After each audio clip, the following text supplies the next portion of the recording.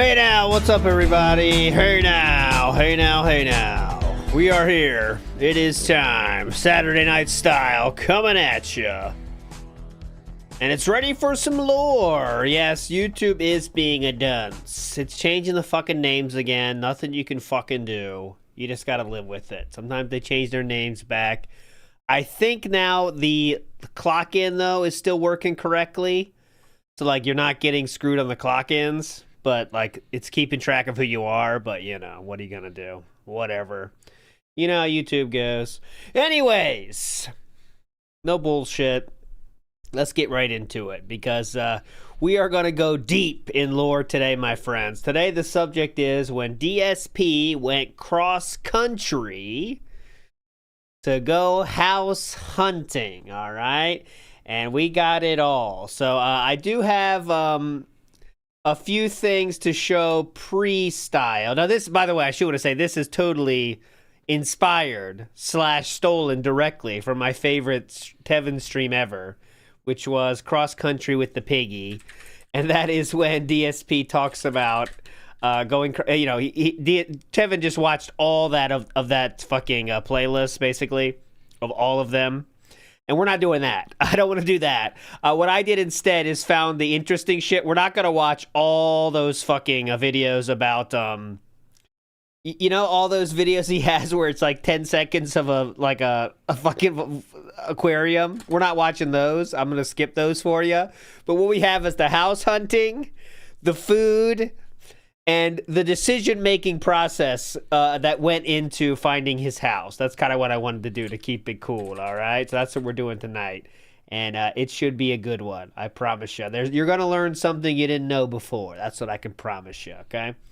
All right, so let's dig into it real quick, okay? 1 second here.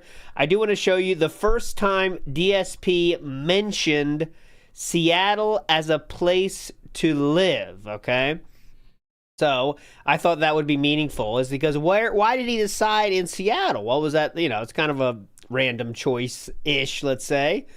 So when did DSP first talk about going to Seattle?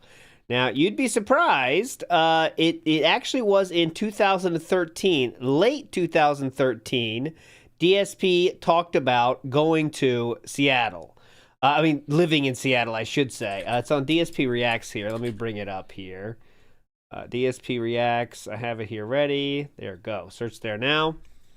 And he was talking about going to Seattle then. Okay, so for some reason they got that in their mind that Seattle was some awesome place to be. Why? I don't know, but that was what happened. Also, if you remember, Panda had some other ideas. Panda was thinking about Florida, and also Panda was thinking about Texas, I believe. But for whatever fucking reason, they decided on it being in Seattle. Yeah, King Jad in the house. Big ups, King Jad.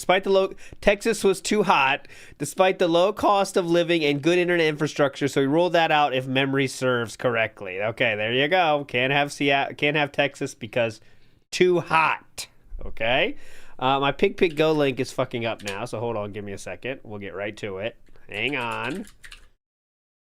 I have everything else ready, but I wanted to show the first reference, and I closed the tab, and now I'm struggling to find it. So hang on. I'll get it. The first reference of Seattle was in 2013, and it is right here, okay? So here we go. Right here. I got it, finally. Then Ask the King. Here we go. Bingo.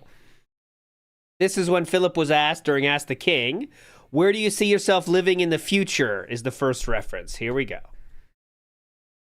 And I'll turn off Twitter Vision so you can see it. Go ahead. Here we go.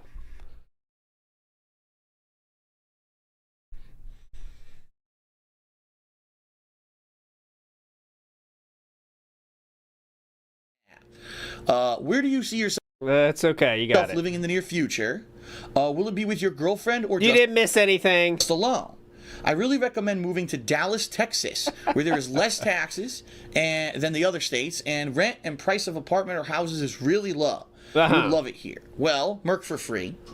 You're absolutely right. I said I made this big announcement in my Thanksgiving video. I don't know how many of you watched it. Go ahead. But in my Thanksgiving video, I made a huge announcement. What? As long as there's no kind of crazy, life-changing stuff that happens, I am pushing forward. And in the year of 2014, I am moving out of Connecticut to a less expensive area in the United States. All right. Now, I'm not sure 100% what that's going to be at, but what I can do is give you some ideas, some areas we've been looking at. First of all, we have looked at the Dallas, Texas area. Absolutely. Ooh. It's actually one of our top 3 areas that we're considering is Texas, because we do admit, yes, prices are quite low, taxes are quite low, and it seems to be a very good state for those who are self-employed and or want to start a small business. And I've said this for years now, and I guess I'll say it again. Please. My goal with this whole YouTube thing is not that this is what I do forever. How's that going? What I want to do is be able to do it long enough so I can get a house. I'm making good money, but I'm also have less taxes, less expenses. Yeah. And I can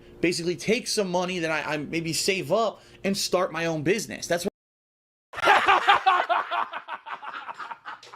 I would love to do. And I mean, I have a cool YouTube presence. Why not roll that all into it? I could do vlogs on how to start a business and the stuff going on with my business daily. Shit, if I own a business, you can do skits in the business. You know what I mean? It'd be awesome. So that's something that I'm looking forward to in the future. So, Well, I guess we're still waiting on that. that was definitely one place, Texas. Another place we were strongly considering is Washington State. Ooh. Washington State in particular. Vlogs on how to start. God, don't you wish he did that, though? That'd be very funny. All right, guys, here's how you start a business, okay? First, you got to choose a name. Somewhere near Seattle, because obviously that's where it's happening. Again, low prices, low taxes, Yes. very good for small businesses, and Ooh. the added bonus of Washington State What's that? is that in certain areas, they've got some of the best internet in the country. Oh. Like, better than what I have now. That's true. Okay, keep that in your mind, okay? This was one of the reasons that Seattle has some of the best internet in the country, okay? That is true. Seattle is one of these areas where they're testing that fiber internet that they have over at fucking Google headquarters in Kansas or whatever it is. Whoa. They're testing that in the Seattle area. So that's another very strong possibility. Another one we've been looking at is Florida, because Florida is infamously known for extremely low prices. It's where everyone goes to retire. And quite honestly, from the 3 that we checked, Florida is the cheapest. But there's a trade-off, and the trade-off there is that number 1, you need to get all kinds of special insurance because it is a storm area, and number 2, there are storms. There's high potential that a hurricane or something could pass through, and it could be very dangerous. Half the people die every year from hurricanes. And obviously the weather as well. For me, You got a 50% chance of dying every year from hurricanes down there. You know that. that probably would be the weather I'd have to most adapt to, because I actually hate humid weather. And let's face it, it's humid year-round in Florida. So those are just 3 of the places that we were strongly considering. We are leaning towards one of those. I'm not going to tell you where. I'm not going to reveal any of this until later in the year when there's more developments. But yes, we are looking to get the hell out of Connecticut. Definitely, we need to go somewhere that's cheaper so that we can move on with our lives. All right. Need to go somewhere cheaper, okay? Well, there was a little bit more talk of this before we got to the moving actual trip. I do want to show this. Again, Ask the King, the next episode. Brian Werney? I can't pronounce these names anymore. All right. So he asks, hey, Phil, my question is, you're going to move soon in the coming year, because you talked about it, and you talked about moving to places like Seattle or Texas or Florida, or more southern coastal areas, like you said your last episode of Ask the King. You're moving away from Connecticut, and I know your overall feelings of leaving. Okay, come on. This isn't worded correctly, but basically, Basically, he's a fucking idiot. Go ahead. you know, the reasons that you have to leave suck, is what he's saying. But what about some things that you're going to miss about Connecticut? So, for example, knowing that your family lives there, right near you, knowing that you spent most of your years there of your life. Absolutely, I've lived in Connecticut my whole life. Yeah? What about things such as co-op with John Rambo? Oh, who cares? We don't need to hear this, Cope. He's not even talking about the location. He's going to say he misses the food. Too many games or screw attack? Ooh, I'm kind of... Will you keep your couch is a question. Okay. This is all, remember, this is all before he goes on his trip in April. This is January of the year we go on the trip. Just all preamble here. Oh, real quick one from At Last the Layman. I don't know how to say his name. Atlas, okay. Or maybe Atlas Telemann. There you go. That's how you say his there's Atlas. Go name. ahead. He says, will you keep your couch? The famous couch. Good question, Atlas. You move, I'd hate to see it go. Well, I hate to say it too, but this baby, she's seen her time come and go. This couch is worn out. Right, the cushion I'm sitting on right now, which I've jerked on this puppy so long. All right, we're not listening to this actual question. Okay. All right, next question. Atlas is not a dent. Well, we don't know, but that's not him, actually. It isn't. This is a funny one. This one just blows me away. In 2014, Atlas was like 10 years old, so. Where do you hear this question? Me too, actually. This question is from Golden Boy Mikey, and he asks the following. Go ahead. Phil, I have 2 questions if you don't mind. One is Please. easy enough. Will you be attending Too Many Games or Screwtack Gaming Convention again this year? Well, I'll answer that one very quickly. I don't know. Too Many Games may be off the table because I don't know if you guys have heard about last year at Too Many Games. Didn't go too well. Now, if you remember in 2012, we went to Too Many Games. We were the featured guests along with the Angry Video Game Nerd. We were like the 2 highlighted featured guests. And we both had panels that were very successful. Lots of people turned out to see me. Of course, way more went to see the Video Game Nerd because that was his hometown of Philadelphia. And also, he's more popular in general. But it was great. It was a great experience, and the people were great to us. Last year, Too Many Games decided to hold their event the week of E3. Now, I don't think it was their fault. I think E3 actually changed the week that it took place. This is not about the topic. He does talk about Seattle here, and though, therefore, so I'm trying to get if I went to Too Many Games, it would have conflicted with E3 at that point. Oh, wait. I think Phil. I think pretty much everyone watching this video can figure out the answer to that question. No, I can't. It's impossible. You want to come back and see the empty condo? I probably will. Once I clear out the condo and all the shit is moved to Seattle, I probably will take like a photo inside of here. All right, so Philip in January 9th of 2014 confirming he's going to Seattle, even though he hasn't chosen a house yet. Someone in the comments says, wait, did Phil just confirm he's going to Seattle? Awesome. Congrats, Phil. There we go. It seems that was confirmed at that point, even though there is clips of him saying he's not sure about where to go after this video. Interesting. I bet he was trying to keep it secret, actually. That sounds like something he would do. Here's the following month. He says he's not sure. Locations that could do co-op with you, and that's from a Traditional Gamer. I don't know if I said, or Traditional Game. Sorry, I don't know if I said that yet or not. The bottom line is this: when we move, it's going to be a whole new world. Because we do not know anyone personally in any of the 3 locations that we're considering, which are Seattle, Seattle, Washington, Dallas, Texas, and the Sunrise area. Interesting. See, he's trying to hide where he's actually going, even though the previous month he already spoiled it. Florida. It's going to be a change. We're going to have to get used to our new environment, if we have an office or not, get used to our new filming situation, a new filming schedule, which we're going to have to work out. Finishing personal time, because it's not like one week a month we're going to be spending a week of personal time. No, we're going to be together all the time. And we don't know anyone in these locations we're going to.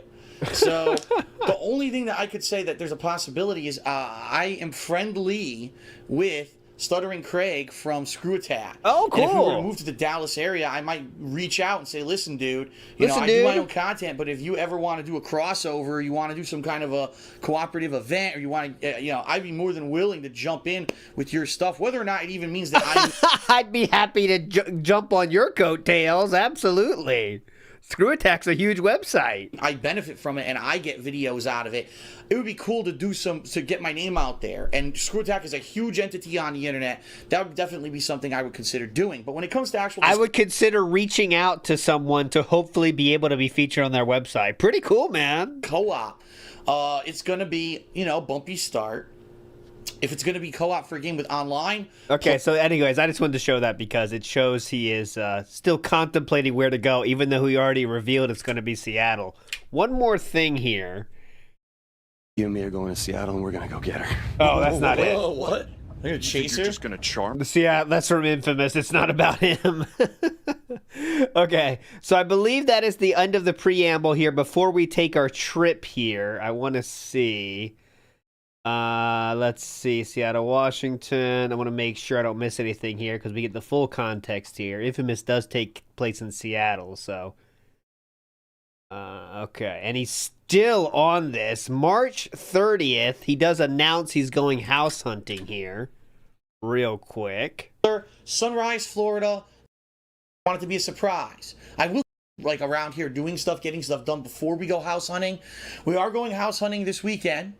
We will be flying, and I'm not going to tell you where. I want it to be a surprise. It's going to be Seattle. You spoiled that 2 months ago. I will tell you the 3 potential locations. Oh, please. Either Florida, Texas, or Washington State. Ooh. In particular, Sunrise, Florida, Dallas, Texas, or Seattle, Washington. And I don't mean those 3 cities, you know, the surrounding areas as well. One thing that we've learned is that it's usually not a good idea to live in the major city because taxes can be higher, traffic can be worse. But living just outside, you may be able to get away with a lot more.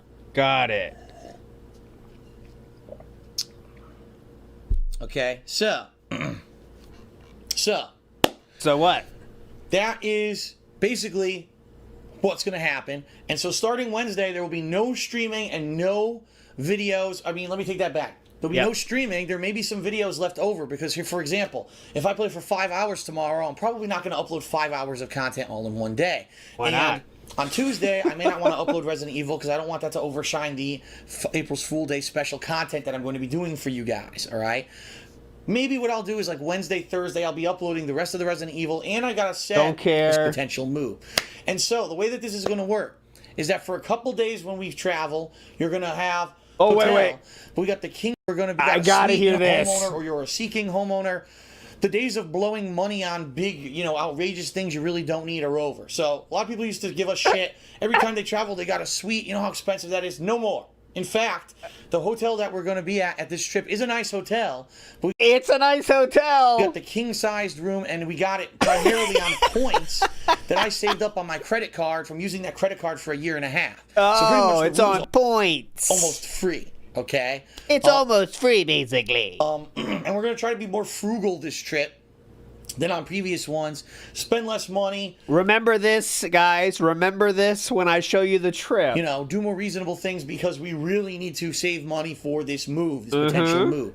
And so the way that this is going to work is that for a couple days when we travel, Remember, it's gonna be frugal. we're gonna have house hunting vlogs where we're going from place to place. We're looking at potential homes. Okay. And I have no idea if they're going to allow us to bring a camcorder into these homes. If they do, that's awesome. Because I would love to document my own footage for myself and watch it back later and say, wow, look at all the space in this house. This is good potential for this or that. If they don't, it's all going to have to be mental image, like try to remember it all in my head, what the house looked like, right? But hopefully they'll let me record. I don't know. It will depend because there's probably private property. I think it'll be the situation of if the people have moved out, they won't care. But if the people are still living there and there's all their personal shit there, they probably won't want me recording. No, they're probably cool with you recording. They're probably not cool with you uploading it to YouTube, but I don't think you asked that part. I'm just saying. But also, when we eat, right? When we go to restaurants and stuff in these areas, when we try certain things, we'll be super frugal recording. Then, outside of a couple days of house hunting, we're going to have 3 days where we're going to be touring the area, the major city, maybe some local areas that are, you know, rated highly on Yelp, the app, and stuff like that. And so 3 days we're basically on vacation, but it's cool because what we need to do is tour the area and see, is this the kind of place we would want to move? Or maybe, who knows, maybe we'll go out there, we'll find a nice house, but then we realize we really don't like it. The weather isn't our kind of weather. The people... He's going there for 1 week. Yeah, I don't like this weather. It rained. Dude, it always rains here. It's wild. It's just constantly raining. He's choosing a place based on the weather, and he's staying for 3 days. Pretty cool. We don't really jive or connect with the people, and there's not a lot of businesses and things around that we like. Agree. These are all things that can factor into our house hunting decision. So really, it's a 5-day trip of house hunting and tourism, and you'll see all those vlogs on my YouTube channel, The King of Hate Vlogs. Okay. Now, we were very smart about this. Then we're going to be flying back home. Yeah. And when we fly back home, he's being very smart about this. we will be able to have some unwinding because we timed it wisely this time. Where instead of, we're fly back, it's over, everyone go home, and now back to business. No, we've got a whole day where we're just going to be relaxing and unwinding. Maybe we'll go do some fun stuff locally, like we like local stores and things that we like to go to, and we'll probably do that. And now we're not going to vlog. That's our normal stuff that we do whenever we're here in Connecticut. Oh, okay. And then Panda will be going home a week from this Saturday. So not this coming Saturday, but a week from that Saturday is when she's going home. Gotcha. Which means that Saturday night, I should probably get you the date. Hold on, so that way there's no confusion. Hang on. Saturday night will be April 12th. So on Saturday night, April 12th, I'll be doing a special stream. It's going to be the house hunting debriefing. That will be the last thing we watch today, this house hunting debrief stream, where I'm going to kind of jump online here and talk to you guys about everything we did when we were on this house hunting trip, how it went, did we find anything, do we have any potential ones we're considering, how was the city that, and all the tourism that we did, how did that work out, did we like it or not? It's going to be great. great. We're going to give you all that information, I'm going to give you all that information in this special stream that night. All right, that will be the last thing we do today. We got a lot of ground before we get there. Now, normally,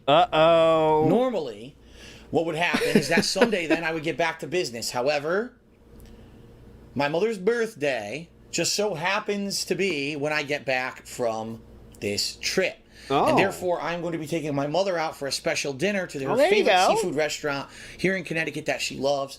And because of that, Sunday is going to be an anomaly. So we're talking about Sunday, April 13th. It's like Exit 8. It's an anomaly. It's going to be an anomaly because I'm going to take her to dinner early. This place that she likes to go to is so popular that you usually have to wait over an hour to even be seated. What? So we're going to probably go to dinner on the early side to be early birds. Imagine telling this. Yeah, we're gonna get there a little bit early, okay? Because this place is extremely busy. You have to wait over an hour, so we're gonna be a little bit early. Who needs to know this? Beat the rush. If I get home earlier from that dinner, what I'll probably do is the weekend preview and then a stream of gameplay, which will more than likely end up being Final Fantasy. That's the general idea. That's what to expect for the next several weeks. I apologize that I just don't have a massive ton of archived footage for you to upload while I'll be on this house hunting trip. We will try to keep you entertained with vlogs, daily. So if you do want to see what we're doing, how we're making out, go to the King of Hate Vlogs daily, and you're going to see new vlogs showing what we're doing that day on this trip. And, oh, great. He's so worried about not having something for a day. He really sees it as the dollar signs, dripping away. It's enough to keep you guys entertained for the week and a half that I'm going to be away from streaming. But I said it this way. I said it earlier that this house hunting is priority. This is what's going to allow me to move on with my life, to make better content for you, and it needs to get done. So regardless of the fact that I may have a week and a half that's kind of dead, it has to be done. What I would ask of you guys is this. Yeah, what should we do? During this dead time, take some time and go watch some of the playthroughs that I've done that you didn't have a chance to. There's begging for views. Tons of games that came out in the past 2 months. I mean, just within a month and a half's time, you had what? Thief. We couldn't beg for money yet, but we definitely would beg for views. South Park: The Stick of Truth. Oh, awesome. Titanfall. Metal Gear Solid 5: Ground Zeroes. Dark Souls 2. Infamous Second Son. 2 different playthroughs of that game that I did. We did the Winter Olympics co-op with Howard, John Rambo, and Joe last month. A lot of people still probably haven't checked that out. We got these WWE Sims that we did. There's just a ton of content that I've put out in the past 2 months. There's lots of stuff for you to catch up on if you have not had a chance to watch all the content, all right? So check that stuff out. And one thing that I've said, and I'll throw this out there. Okay, so that'll be it for that. I would be remiss if I didn't share with you Panda's side of the story as well, right, guys? Big ups to David for sending me this one. This is from the website known as teachsoap.com, and she had a post about this, so I'd like to read that for you, obviously. And this is a big situation going on right now. For those that don't know, I live in PA, and my boyfriend lives in Connecticut. We are starting to start the moving process in January. This is, by the way, the end of 2013, September 2013. And we were starting to move the process of January, and up until this week, we were 90% settled and living in Florida. Upon learning about some rules and restrictions for starting a soap business in Florida, my boyfriend got terrified. Like speechless terrified. He never shuts up, so this scared me. He never shuts up, so this scared me. He's a very business numbers robot guy. So he's seeing that Florida is a horrible idea right now. He is now majorly considering his first choice of Washington State now. Of course, it's his choice. In the deciding process, I was Team Florida and he was Team Washington. I want out because both our families are on the East Coast, and Florida is a cheaper state, and it does have some nice weather and attraction. Disney, anyone? So in short, I'm terrified. I'm not sold on Washington, and he's not sold on Florida. The pros and cons make me wonder which is the better pick. So here's the list. Florida pros, Washington pros, okay? So this is cons for Florida. It's nice weather. I love the heat. He doesn't so much. And close to Brambleberry, my only supplier right now for her soap stuff. This is really her, Weston Evans. Yes, it is. DSP, the cons, the pros for Washington are... Oh, no, excuse me. Florida... Wait, the format's fucking me up here. Okay, I think that's... The Washington pros are nice weather and close to Brambleberry. Okay, the Florida pros are cheaper, less rules and guidelines for a soap biz, and family is on the East Coast, and fun, young culture. Okay? Now let's get to the Florida cons, okay? So the Florida cons are storms and crazy weather. For him, not me. Not exactly tropical heat year-round. Oh, Washington is the fun young... Okay, this is dented, Panda. Okay, we'll start again. The Florida pros are that it's nice weather and close to Brambleberry. The Washington pros are cheaper, less rules and guidelines for a soap biz, and family is on the East Coast, fun young culture. Fun young. Would you like some fun yuns? Okay, now Florida cons are storms and crazy weather, for him, not me. Not exactly tropical heat year-round. That's a con. Okay, now Washington cons are crazy rules and Oh, no. Florida... I want to kill myself. Florida cons are crazy rules and restrictions for a soap biz. Leaving family and friends for the West Coast, far from Brambleberry, more expensive state. I don't give a fuck. This is the worst list ever, Panda. I don't care about your simps. Finally, so I don't know what to do. I'm sold on the opportunities of Washington and nothing else, and my boyfriend is the opposite. So I could use some support to maybe shift us in a better direction. Ooh, that means... shift him in a better direction, doesn't it, Panda? I can tell this is going to be a big issue over the next few months. So anything you guys can help me with to convince my boyfriend to change his idea? Okay. So anyways, she did say about, there's more, I'll just give you the Panda rundown here. So she said, this is going to be my only income. My boyfriend will continue his job for a few more years was the plan. After that, I'm not so sure if he's going to be permanently moved into the business or not. My parents might not be willing to travel to Washington as much as Florida. His parents will be thrilled with either choice, meaning they probably have enough money to travel. So it come down to a location versus expense issue. Florida is my ideal location and cost of living, but not my ideal business cost. Washington is his ideal locale and possibly business cost, but not cost of living. Thank you, Panda. Panda would then say, here we go. So an update, my boyfriend is sold on both. He's so useless for the first time. Normally he can make decisions and I'm the one holding back or switching sides. Ugh, if only Brambleberry was on both coasts. Please, Anne-Marie, move with us. Okay. This relationship doesn't sound so cool. Gotta be honest, how it's going myself. Here we go. And this is in October 2nd of the same year, the same thread. She then said, so the only one who could officially decide on a location is my mother. She doesn't like Seattle at all. She'd sooner pick Purgatory. Why is the only one that can make a decision why is the only one that can make a decision is the only one that isn't moving? I read that like she wrote it, guys. Don't blame me.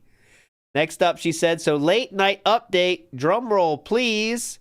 The beginning of the new year, Phil and I are taking a trip to Seattle to scope it out. We've been to Florida a few times, but neither of us has been to Seattle. I guess if you want to potentially live somewhere for a few years, you have to see it. So they decided on the trip in October of 2013. That was the end of the thread, basically, from her, okay? Big Up Smiles, who says, Texas full sun is harsher than the Washington full sun. He managed to choose the least hot of these choices, but yet he still complains that that's too hot, which is weird. Fist of the Snort Star says, remember when he had any hope for the future? Yeah. And he probably sold Leanna on that, too. Like, I'm not going to do YouTube forever, Leanna. It's going downhill. Just a few more years. And now it's all he's got. I mean, he's not doing anything else. The Pasta Maker says, glad he didn't go to Texas. Think of the heat bitching. I mean, he showed he can bitch about heat no matter where he is. In Alaska, he'd bitch about the heat. Dark Wolf says 100 clock gens. John and Howard vid deep dive. Yeah, what do you mean, though? Like, what's the topic? We have done the, hello. This is Howard. Oh, this is John. We have done that before, which was fun, but I'm down. US DOJ Bankruptcy Fraud Division says DSP managed to offset any income tax savings by picking Seattle with 10.35 sales tax and a 20% alcohol tax, and also no fiber in Renton. Yes, he would say the internet in Seattle is like awesome and has fiber, but yet he moved to a city without said fiber. So why did that matter? Michael then says, DSP, buy a house with me, the birth of parasocial. Uh-huh. That's what we're here for. All right, let's get to it. So we got the preamble. We know the choices, even though he did spoil he was going to Seattle already, which makes sense because it seems like in October they already decided this, right? And he was teasing it. He knew in October they're going to Seattle. So, anyways, he already knew they were going into Seattle since October of the previous year. He finally released it in March of the next year. And now we have some tweets on the topic. So he says, so this trip is the longest I've ever gone without streaming or new vids. I admit I'm nervous and hope you'll still watch while I'm away. Please, guys, keep watching, okay? Do not stop watching. So FYI, we got a ton of shopping done today in preparation for our house hunting journey. Tomorrow there's no new vids, so get caught up. Someone asks, any chance of Resident Evil 4 this week? We didn't have time today. Possibility for tomorrow, but not going to make promises we can't keep. No Resident Evil 4, bitch. Thanks, everyone, for your well wishes. We'll be looking at about 8 or 9 houses total during the trip. Fingers crossed we find the one. All right, we're looking for the one. Made our final preparations for our Seattle trip today. Tomorrow will be a long day of travel, but we'll be vlogging it as well. And guys, at this time, this is DSP's height of Twitter, okay? I put it on the Discord. He was literally, and I am not exaggerating one bit when I say, he was doing upwards of 50 tweets a day. This is half, and I repeat, half the tweets for a single day from April. This is April 29th of 2014 after the trip. This is half of a single day of tweets. That's how much tweeting he was doing. And he was very busy at this time, yes. Okay, so anyways, I'm just showing you the tweets that are relevant, but there is so many tweets. Next up, the homepage of thekingofhate.com has been updated with info regarding our house hunting trip. May make a short vlog in the morning too. I did check the Wayback Machine; it's gone, so not there. Then we get day one. Okay, so this is day one. We've taken our flight. Just got settled in our hotel here in Seattle. Looks like lots of fun stuff nearby. And tomorrow it's a heavy day of house hunting. These are all tweets that happened in the span of, okay, we're 30 minutes, okay? The following tweets, this group of 5, all took place in an hour, okay? So keep that in mind. It's 12:08 a.m. Okay, so this is 9 p.m. or so there. I will be filming a couple of vlogs and uploading them tonight to King of 8 Vlogs, but it's low-key tonight. Tomorrow will be better. Okay, 20 minutes later. I've been contacted by about a dozen people from this area who want to meet up. Please understand that this is not that kind of trip. 1 minute later. As much as we'd love to meet up with fans, we'll be busy viewing houses, seeing neighborhoods, and deciding if we want to live here. However, if we do decide to move to Seattle, we will be attending things like PAX, Emerald City, Comic-Con, so there will be lots of future fun. Tonight's 2 Seattle vlogs are live. See you tomorrow for house hunting. Of course, I got those vlogs. Here we go. Don't worry, Panda. I brought the DVDs. We'll have stuff to do. Manual, uh-oh. This is a frugal hotel purchased with credit card points. Keep that in mind. Keep that in mind. I started recording and realized it's not correct. There we go.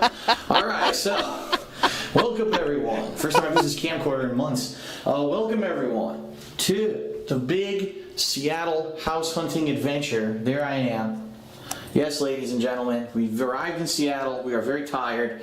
A long, long day of travel. We got up early this morning, jumped into a limo service, drove us to JFK Airport. Oh, by the way, listen to this, by the way. Jumped into a, limo service. Limo service. Limo service. We're being frugal. Drove us to JFK Airport, sat there for 2 hours, got some food, jumped on a plane. Plane was 6 hours long. Then we had to drive from the airport to here, which is Hotel Maxwell in Seattle. As you're going to see, it's a nice room. It's definitely... Hotel Maxwell in Seattle is...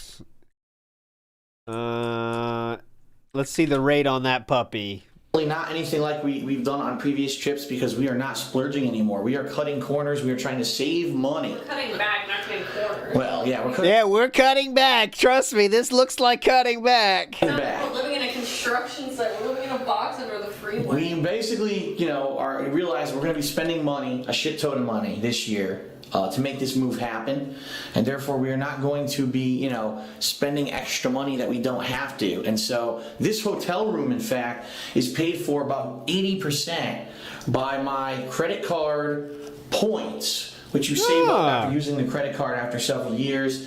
So I paid off for like 4 to 5 nights of our stay already for free, basically, using my credit card's accumulated points.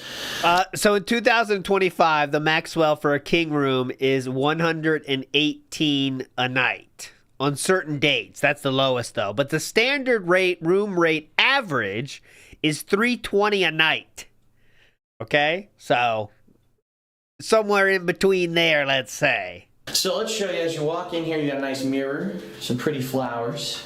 We're talking about $800, $1,000 for 4 or 5 days, but remember, it's 80% credit card, so They aren't real. we're being frugal with our limo service to get us here. A beautiful girlfriend wearing a fedora. Aw. The famous fedora. There it is, guys. We'll go to the left first to show you the bathroom. And in terms of a normal hotel bathroom, it's quite nice. The door's very wide. Granite countertops, huge, big, vibrant lights, a nice sink. This is kind of cool. Everything in these pump dispensers. So you got hand soap and body lotion there. Got picture of some dude juggling hula hoops or something. I don't know what that is. Our sort of toiletries. The toilet. What are we rocking with here? Juggling hula hoops or something. I don't know what that is. It looks like we did bring our talcum powder, though. Is that the powder? What is this? Right here. Do you see what I'm talking about, right? It looks like we brought our powders. Our sort of toiletries. The toilet. And over here, you want to see the toilet? There you go. Extreme close up. And a shower. No tub. Just a nice big shower. I like how big this shower Yeah, is. it stretches my yeah. whole... The whole family could shower at once. You and the young ones. Although it might traumatize them for life. I don't know if you'd want to do that. But they could if you wanted. And, you know, kind of a standard shower head. My Leanna's custom Pinchish Rain soap, which she made specially for us when we travel. And on the wall, like I said, the pump dispensers is kind of weird. The shampoo, bath and body gel, conditioner, I skipped. And then bath and body gel. Oh my God. That's kind of good because this, I forgot. It's a hotel. Travel shampoo, I forgot conditioner, so now I'll have conditioner. There you go. Afraid to touch it. The actual room is basic but quite nice. We like the quality. This is a relatively new hotel, by the way. Oh yeah, So definitely. yeah, hardwood floors, a little side This rug. Cuck chair. side chair here, little stool, Don't look at that chair. That chair's fucking ugly, and so is the stool. But this rug's pretty. little rug next to a nice king size bed. Very nice. Calm down, everybody. Two Nope. nightstands. I'm not pausing Right. shit. Where we got all our stuff plugged in and charging. Over here, you've got your little mini closet where I got some of my stuff already hanging. Little safe. You pause yourself. A little bit more storage there for your shoes and such, which I should probably put my stinky shoes over there. The New Balance. I'll do it right now. Yeah, put those things in the safe. Someone might steal them.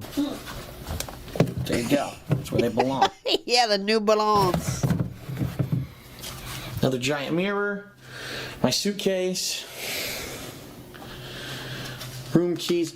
Oh yeah, movies and We're rocking with Aladdin, The Little Mermaid, Archer. TV that we brought. Right? A ton. And Trying absolute ton here. of stuff to watch while we're here. Definitely. When you're on a trip with your girlfriend, the best thing to do is stack up with the Blu-rays. Definitely. They have a regular DVD player, but not a Blu-ray. So the regular DVDs we can watch in there. The non-Blu, 5 days, those Blu-rays, I definitely. actually have my own Blu-ray drive that I bring with me on trips. Judith, what's that? Watch in there. The those Blu-rays I actually have my own Blu-ray drive that I bring with me on trips. Oh, we bring our own Blu-ray drive, definitely. Lion King, Shameless,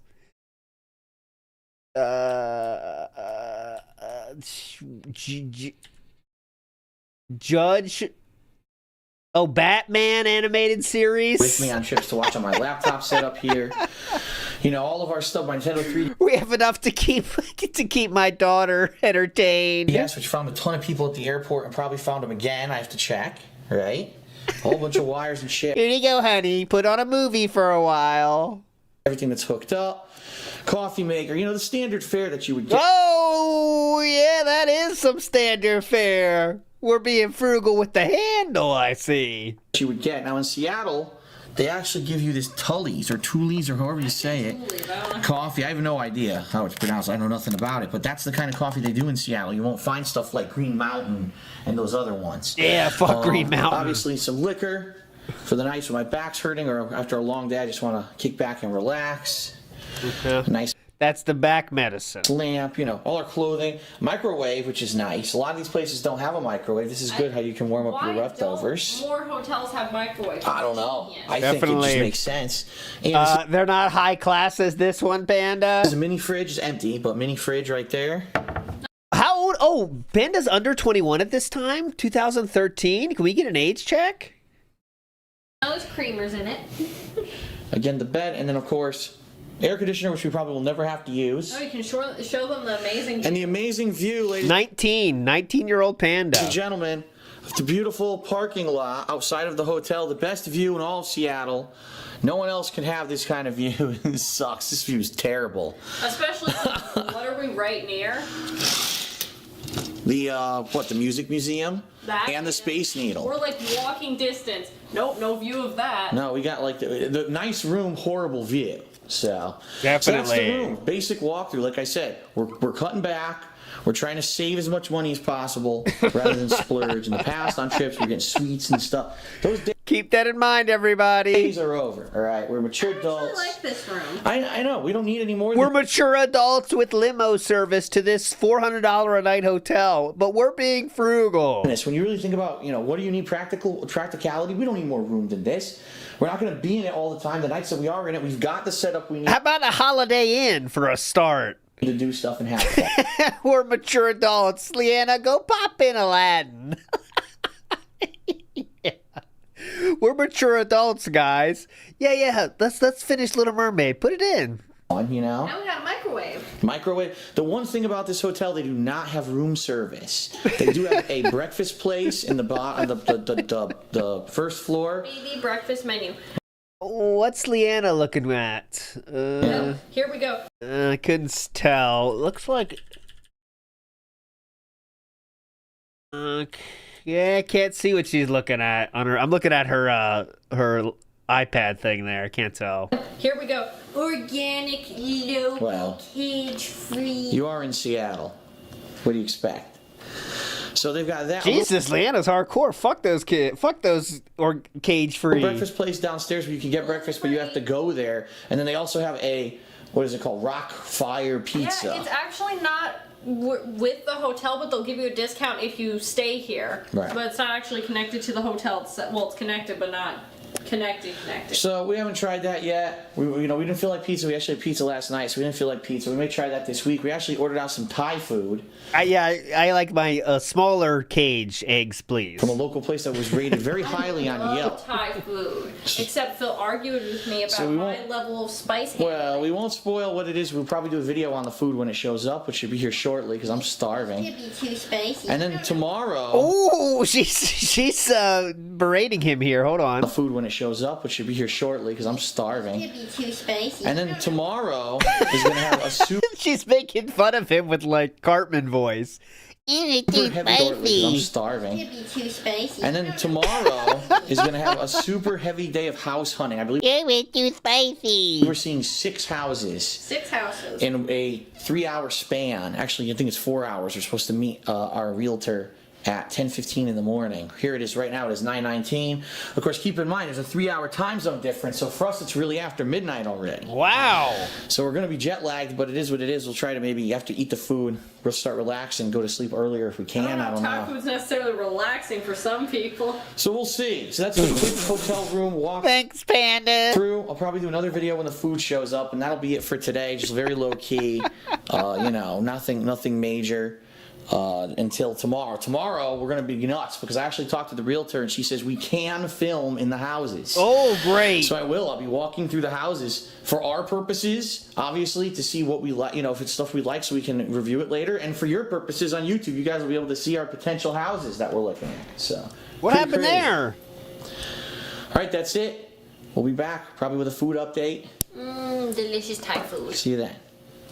All right, so that was the end of this one. There we go. So, some people called out that fact about the limousine. Says, we're not going to be spending extra money if we don't have to. Takes a limo to the airport, rents a luxury hotel, and eats out for like a week straight. Someone says, limo service, cutting corners. K. Galleon, Panda Lee would totally look like Carmen Sandiego if she had red hair with that fedora. Watch yourself, Phil. LOL. Some people commenting on Leanna's ass.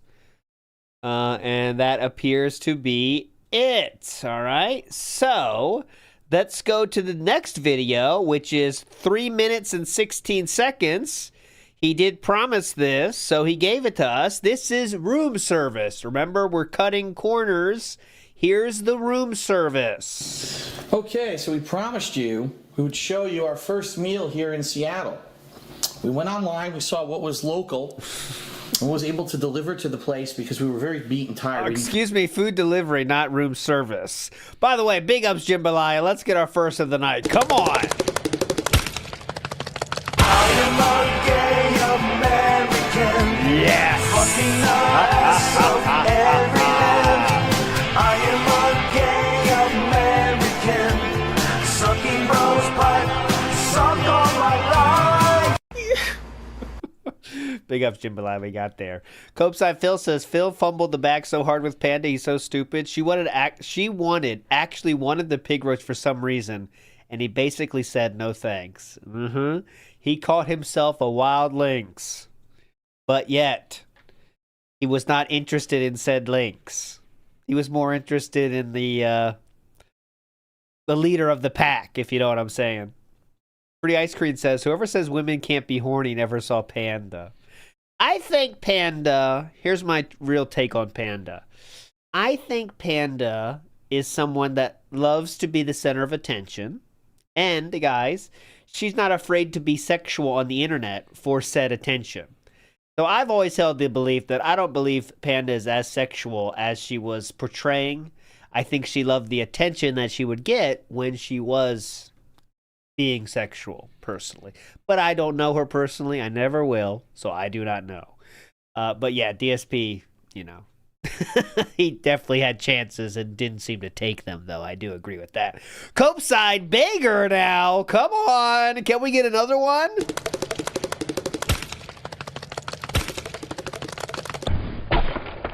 Cocked. Big ups, Copeside Beggar, nonetheless. This is more of a Jow showcase.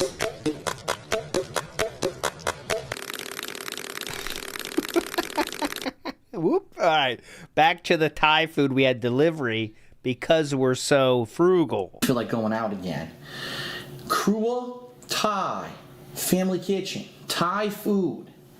For those of you who are not, familiar with the Seattle area, there's a high population of Asians, many different types of Asian cultures. Thai, Vietnamese, Japanese, and then a few others like Chinese, Korean. Not as dense in some areas. So we started looking at what was all different varieties on Yelp as things to deliver, and there were a few American. There was one Mediterranean grill that I'm interested in checking out, but I don't want to do it tonight. I said let's do something, and we did. There's a Thai kitchen, so we got crab rangoons, jasmine rice. I don't know the exact name of this dish. It's some kind of sesame meal, but what it is a variety of Asian vegetables, including broccoli, snow peas, carrots, mushrooms. I believe there's something in there with a kick. Hear the smacks. So much smacking going on. There's a few things I bit into and it had a real kick to it. Probably peppers or something. Onions, bell peppers, and beef. You get to choose your meat, and I chose beef. It is delicious. It's not very strong flavor, but it's very tasty, very seasoned very well. The crab rangoons are pretty much what you would expect. They're delicious. They're not heavy cream cheese like you get in a lot of other crab rangoons. They're what? They're delicious. They're not heavy cream cheese like you get in a lot of other crab. They're not heavy cream cheese like cheese. He didn't say style, though. Rangoons. Didn't you get cashew delight? Nope. No, that wasn't it. That was only considered. And this is what Leanna got. What did you get? I got the Conservation, a commitment of pineapple hospitality. Oh, it's like the hotel bullshit. Pod King. I butchered that. Wow. Oh, wow. Well, I know it's some kind of a savory gravy sauce that has like a kick to it, right? Mine is the one with the chili paste. Chili sauce, that's right. Oh, God. And I chose beef for my meat, and it's got the noodles. It's got the giant noodles. Yeah, look at that. Noodles right there. I can't see because the box black. There it is. Big Yeah, they're thing of flat noodles. See that? Yeah, it's like when you first roll pasta, it's pretty much like that. It's just flat sheets. It doesn't get cut. And it does have a spicy kick. I tried a noodle. It was delicious. But this is pretty good. And Thai iced tea. You might say, what the hell is that? It's almost $80 down. I would say almost like a... No, this is literally at least 50, though. Literally 50. An iced coffee you would Iced get. mocha, I think, because it's got chocolatey flavor. I did not know what to expect. Yeah, it's got a and unique it's flavor. Weird because It's like good. It's creamy. like reddish down here, reddish black, and then it's like light brown orange. It's like concentrated tea at the bottom with looks like the milk that they put in it went to the top with some kind of orange coloring. I don't know, but it's delicious. If you like iced coffee, this would be like your thing. So Krua Thai Family Kitchen, delicious. Check them out. Krua They're Thai. local, near downtown Seattle. Lower Queen Anne. There you go. That's our first meal. We will be documenting tomorrow our house hunting adventures. In fact, I got an email from my realtor. 6 houses we'll be seeing tomorrow. I will be able to video document them. So we'll have that. Also, we're going to come back here. We're going to check out the local area, walk around a little bit. Maybe find us some more good grub for tomorrow. So there's going to be lots of stuff going on tomorrow. I hope that you will join us here for continued coverage. Oh, Thank you, definitely. everyone, and I will see you then. All right. So that is our first night. Not house hunting yet, but we're working our way there. We're getting fueled up, being frugal. very funny stuff in the comments here. Oh boy, that toilet is going to get destroyed overnight. Very cool. I don't think I've ever seen Phil eat Asian food. Thai cuisine is awesome. Does this technically count as DSP tries it? Yes, it does. All right. So some very funny stuff in the comments, too. Great. Andrew H341 says, Phil should have moved to a retirement village in Florida since that's how he wanted to live his life. Yeah, never going anywhere. He would love that. Schedules? You're right. He would have loved that. How many shoes is Panda rocking with here? There's like 3 sets on frame now. Bird Kid Gonna Get Ya says, I bet you fun time with Panda was just a stream. Lots of begging and overpromise and underdeliver. Tip until he hits the goal, then you're welcome, babe. Now I gotta go play champion. See ya. Leanna couldn't tame the stallion. No, I do not think so. I don't think the DSP was interested enough in her. Right? The stallion didn't care about anything. You know what I'm saying? He wanted to get back to the gaming. You know what I'm saying? I think. He wanted to go back to recording shit to monetize, I think, personally. All right. So he did get some shit, though, on Twitter that night. LOL at people who think that limousine service mean we paid for a stretch limo to the airport or something. Get a clue if you're gonna hate. Someone says, exactly. It turned out to be a big SUV, but it's been a big sedan before, too. But you did get limo service from there. Good luck out there, man. Let me know how things go. The Air Raid Lord catching in on his boyfriend here, making sure everything's going well. A limo is a type of car and a type of service. It's not my fault people assume the negative thing that makes me look hypocritical. Blaming others definitely is the way to go. Next day, we're back on Twitter first. And he says, just so I'll preview these because we're going to watch what he's talking about here. He says, just got back after 5 straight hours of house hunting. We have lots to digest, both in information and food. We'll be upping 5 vids of potential homes later tonight. Okay, now about to upload video of 5 houses we're interested in as well as today's big meal. 2. The King of Hate Vlogs. Timbo Slice in the chat says, just advice, Phil. I would watch what you film when looking out windows. You know trolls. Thank you, Timbo Slice. A very legendary dent here. He's the one that went bankrupt 3 times, I believe. So there we go. Timbo Slice. Very cool. And then he says, today's Seattle vlogs are live, including walkthroughs of 5 houses. We're considering. People are actually giving great constructive comments. All right. So now, that was, I think that was the one that got the bankrupt. Yeah. Okay. Yeah. He went bankrupt 3 times. So there we go. So let's get to the house selections here. These are in order that they were uploaded. This is house hunting number 1. Okay, this is the front hallway, front staircase going up. House number 1, to the right we have our living room area with fireplace. And a small, very small little deck area right there. Okay. Get ready for that breathing. Closet to the right. This is another closet, I believe. No, this is the bathroom. The small washroom. Off of the kitchen, which is, I think out of all the homes that we are going to look at, this might be the biggest kitchen. Most outdated, though, I think. It is outdated. I mean, Leanna's quick with that stuff. Oh, this is outdated, though, of course. Kitchen. Most outdated, though, I think. It is that kitchen's hype, though, honestly. outdated. Let me change the colors. There we go. That looks much better. As you can see, appliances are old. Oh, how could you live with that? That's what I'm saying. I don't think he told them he's going to upload. I think he said, can I record it? Which I'm guessing that people would say, yeah, you can record it. Go ahead. But he didn't say that 15,000 people are going to watch this, right? Because a lot of these people are still living in there. Some coming off the hinges. But for the space you're doing, it's a big trade-off. Look at this huge island. I like the island a lot. I like the island a lot. So here are the choices. Yeah, so that's the paper they give you with like, here are the places we're going today, as you can see. Now, obviously you can't see anything, but that's like the realtor papers right here. Okay. Ooh, that was a long trip around the island. Hang on, honey. Listen, he is winded. Okay. Moving on. Tough trip. So we'll go up. He's gassed. Let's see. Let's get a random one. It's been a while. No, he's gay. It's so petty. So this is the top floor. Uh-oh. This has most of the well, actually all of the bedrooms. Bedroom number 1 on the right Your office or my office, depending. with a walk-in closet right there. Very nice. Okay. Very nice. Bedroom This seems number 2. reasonable. Another smaller closet and a smaller bedroom. Most likely my office. Office.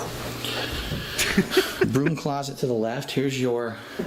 If I can figure out how the light works. There we go. Guest bathroom in the hallway. Okay. This is my workplace. I like to keep my office and workplace separate. This is the washroom, and this is a big one. I want to document that we have to stack them.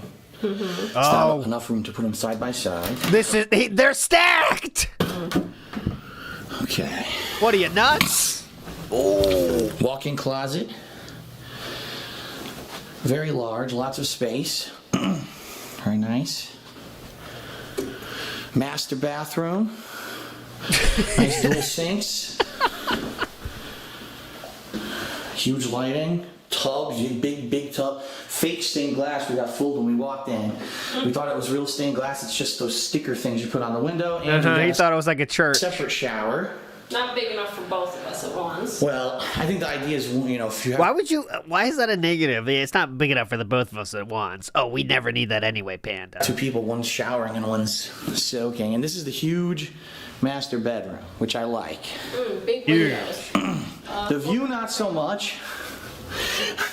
I don't think we really care about that right now. It was lacking, but... You could still see the mountains. Wow, you can actually see the mountains out there. Looks like some poor people live across the street. That's not gonna work. The camera's not getting it. It's getting the screen. Okay. Here you This can place is not gated. This is out. probably see it here because the screen's moved. Uh-huh. There you go. Oh, yeah. There you go. You can see the mountains out there. Neighbors can see in only from, I believe, this room. The one thing about this house, windows everywhere. You definitely need to do something about that. I don't know. Maybe you could do something called blinds. They're In revolutionary. the rooms where I'm doing my work or the Yeah. bedrooms. Yeah. All right, now If only there was an invention that took care of that. bonus about this house is that it's insane. This house is 2,600 square feet, and there's a 3rd floor. This place looks nicer than the one he ended up choosing, and there's no water damage, so that's a benefit. Let's go to the It's 3rd a floor. split level. The bonus floor.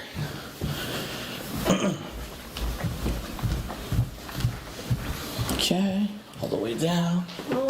Uh-oh, we gotta go down. Isn't it funny? We're checking out the biggest house first. The biggest one first, and everything Everything else. after this will be disappointing. Well, I don't know. I think a lot of them were nice. All right, let's see. So this is a bonus room. It could be anything. A rec room, It's just some DLC. little kind Guest of room. guest room. Yeah, what, you know, toss a couch down here. Except there's no bathroom down here. It's the only thing. So if it were for guests, they'd have to go all the way upstairs. That is true. What stupid shit you worry about? Cubby hole. This is a little storage area Oh, it's the Nook. where the ghost comes out. Oh, And it goes all the way hilarious. back to even behind here. That's good for statues. Nice. Has Yeah. got a little fun Sprinkler. That's actually probably the best place for it because that'll be the area where something happens and you never know.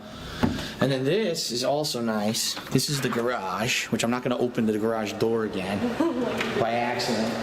But look at this. Huge garage. You can Huge. fit 2 cars in here, and there's plenty of storage space. So the pluses to this home, the most storage, or I'm sorry, the most square footage of any house we're going to look at today, 2,600 square feet. But the price is the very top of our budget. So King of W Champions is asking, do you know the prices? The only thing we know is the one he actually did buy at the end, which was $260 or something. Maybe $240, around that area. So I'm just guessing, this is only a personal guess, obviously you never know. I'm thinking this is probably closer to 300, and maybe they said 300 was the top of their limit, I'm guessing, you know? That's just my guess. We'd be penny pinching to get in this place, and on top of that, it's not exactly the nicest area as you saw out the window. Yeah. Really. And the kitchen is outdated. It needs work. Shag carpet. Yes, so there's pros, there's cons, that's the first place. All right, cool. It begins. There we go. So that is the first house. To check the comments here, I really don't recommend getting a house with front-loaded washing. Those get mildewy very easily. You have to air them out when they aren't in use. Plus, being on the second floor, a large wash load can vibrate on the floors. Definitely, that's the most important thing to think about. This is a house fit for a family, a little big for 2 people. Yeah, this one, the layout makes it look smaller than the one he says, but Chronicles of a Heavy Breed. House may be too big. You need extra money to redo the kitchen along with the extra costs for moving. So I'd probably pass on this one. Man, this house would have been near perfect if not for the view, location. Look at all these takes. You know? Everyone just helping. DSP said all of these were helpful, by the way. Split levels suck. Gets annoying going up and down stairs all the time. And moving in and out is even worse. This seems huge for 2 people. That's just my opinion. Panda Lee, I can see what she is going for. You put on the window, and you've got a separate shower. Not big enough for both of us at once. There we go. Copeside Phil says, the stallion wants some meat instead. That's what I think is more... I don't think he even wants meat, though. I don't think he cares about anything sexual, personally. I think he's, like, checked off that side of his brain, personally, you know? Not something he's interested in. Free Ice Cream says, he lived within 20 minutes of parents but got a limo. Well, remember, Free Ice Cream, we're in Washington right now, so we need the limo service from the airport to his hotel was what he was talking about. And Vike says, Panda wasn't called a swimsuit model. Cat was. See, so DSP was in a different situation with Cat. He was worried about people making fun of Cat, right? So he oversold her because he knew people would make fun of her. But Leanna, he was always very, like, he didn't, like, think people were going to make fun of her. So he therefore didn't, like talk her up at all, right? It was just like, yeah, I have a girlfriend, that's it. There was no mention of how awesome she is or how awesome she thought about her. Because he wasn't worried about people, like, making fun of her or the feeling of defending her, you know? He didn't really have that feeling for her. Okay, house hunting number 2. Okay, so home number 2, immediately when you walk in, there is a big staircase, and to the right, there is the garage. We'll check that out Convenient for groceries. last. Yeah, this is immediately a little bit of a negative. There's such a big staircase right at the front door. Mm-hmm. Oh, this is huge. Can't even set the groceries down, really. But the positives...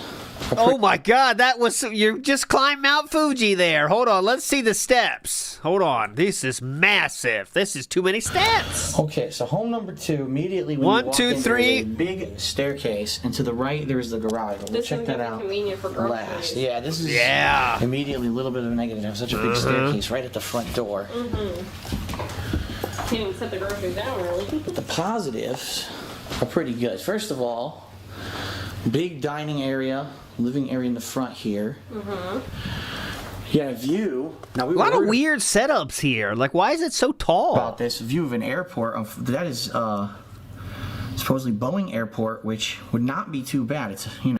Boeing Airport. Boeing Airport, Seattle. No, not a commercial airport. Yeah, it's more of a private ownership of planes and such. Got rugs here in the the dining area. The kitchen has nice hardwood And floors. so does the And I really like the cabinetry and the appliances. See, this place looks hype though. these wood floors. Are Granite countertops, look at that. Oh, I love the color of the wood. This one looks Yeah, the best. The wood floors are beautiful, and So are far. cabinets. Cabinets don't have holes though, which is weird. Nice What do you fridge. mean, like Yeah, like a handles? Yeah. You're right. That's just like my apartment though. We don't have holes or anything. All right, right off the kitchen here, you've got your small bathroom, Which has the hardwood floors continued. These are the only Thanks, spots Panda. that have them. living room, which is nice. These guys have a projection screen, which is kind of rare. I'm assuming they would, I don't know if they would leave it. Oh, maybe we can negotiate that they'd leave. I don't know if I would want a projection screen, you know. We can But you negotiate. won't know till you own it. I own a projector. Oh, that's true. Yeah, that's true. I've never We'd used actually use it though. Bought it for the business and I never used it. A nice broken window. Ignore this. Yeah, is not this will here. be, you know, Fixed. you Little know, the outdoor inspection. space. We'll have to take care of that. I don't think that's broken. I think that's one of the designs, so you can't see through it right away. I mean, it might be broken, but I've seen windows like that, haven't you? Outdoor space is not. But it has it's not a fenced outdoor space, but it is a nice area here. You can have a little, you know, the grills right there. Oh yeah. Yeah, definitely not fenced though. So. Yeah, some old stuff. Wow, look at the old You think that's just broken? I thought there was. Yeah, definitely not fenced. Why would it be broke equal? It's broken equally the whole way through. area here. You can have a little, you know, the grills I've just never seen a window that broken. But anyway, maybe it's possible. right there. Yeah, definitely not fenced. It's broken equally the whole way. I mean, that's kind of wild. Even if it's safety glass, I've never seen it work. The whole entire thing is broken. I don't know. Not fenced though. So. Yeah, some old stuff. Wow, All right, fine. I'll take the L. I'll take the look L. at the old projector. Wow. I've just never seen one broken like that uniformly. Oh, Phil. Okay. Let's go look at the bedrooms. Yep. Right up these stairs. So. The Good, the Bad, and the Ugly. Great movie. Glad you like their taste. Oh, no panda ass here. And come up right here to a similar setup with the half wall. See everything. So, all right. So immediately you've got the office, Uh-huh. and there's pros and cons. The pros are it's a good space. You got dual closets, lots of Dual closets. storage. Close the lock. Here we go. They got shelving in it already. The negative is, as you can see, windows, Yeah. closets. Yeah. There's only one small wall where it would be an ideal filming location for things such as a green screen, or for me to just even have a backdrop to do anything. And what I'm looking for in my office is to have a wall where you could do a green screen, and this would be pretty difficult to make it work. So the space Can't have a green screen in here. Definitely is not. nice, but for one of the things that I definitely Gee, now this dude is an aficionado of PCs. wanted to do, This guy is someone that has interest in computing. yeah, the layout, it's gonna He might be a streamer. He's got some problem with some fucking wires, though, dude. That's embarrassing right there. be a pain. And this is only a 2-bedroom, so I have no official office. We've got Oh no, Panda has no official office. And this is only a 2-bedroom, so I have no official office. Oh! the guest bathroom, your shower tub, toilet, single sink. Toilet facing the wall. What do you want, Over here Panda? we have our side-by-side laundry. And that's a plus to be able to have the side-by-side washer dryer Massive plus. versus what, you know, we're looking at the first place we looked at. And then, of course, next to that is the broom closet. Yeah, the small, you know, utility closet. Okay. Uh-huh, that's Now the fine. master bedroom. Okay, here we It's go. a similar layout to your office. Except we have an outdoor space here, even.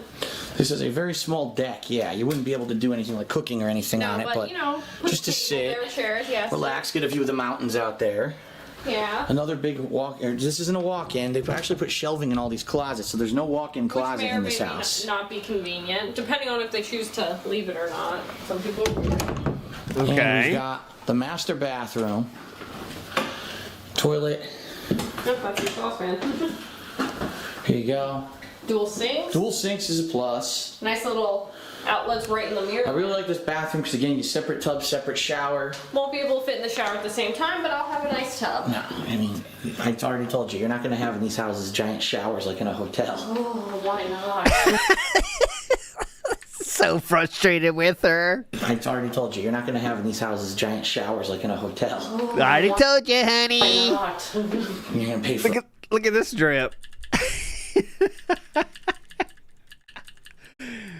What's this? We got some staining here. Some kind of cream, maybe from the morning on the shirt here in 2 spaces. Maybe some whipped cream. Maybe we had some pancakes here. This is, we had the Tractor Con and the cosplay event. So there's going to be 2 categories. It's going to be a fill drip and just, other characters category. So for those trying to do the house hunting fill drip, this will be a good scene for you to pause on, okay? So here we go. You're going to pay for a mansion to get that. You want to print out that paper as an accessory to your cosplay. So, Oh, and all right. Little window. they got the frosting on Okay, there. all right. So the last thing to see is the garage, which is much different than the garage in the first home. Okay. Let's look. Okay, go ahead. All the way down the stairs, it's that door on the right when we first come in the front door. So, all the way down. Yes. Down the 100 stairs. Hang on.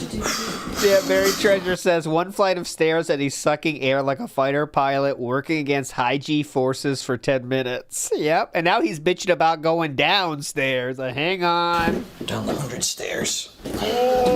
Hang on.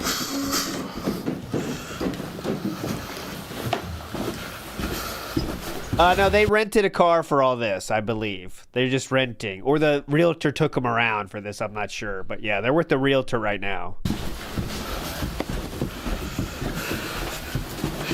Gotta be careful here. It's cramped when you actually go into it. Yeah. Whoa. Okay.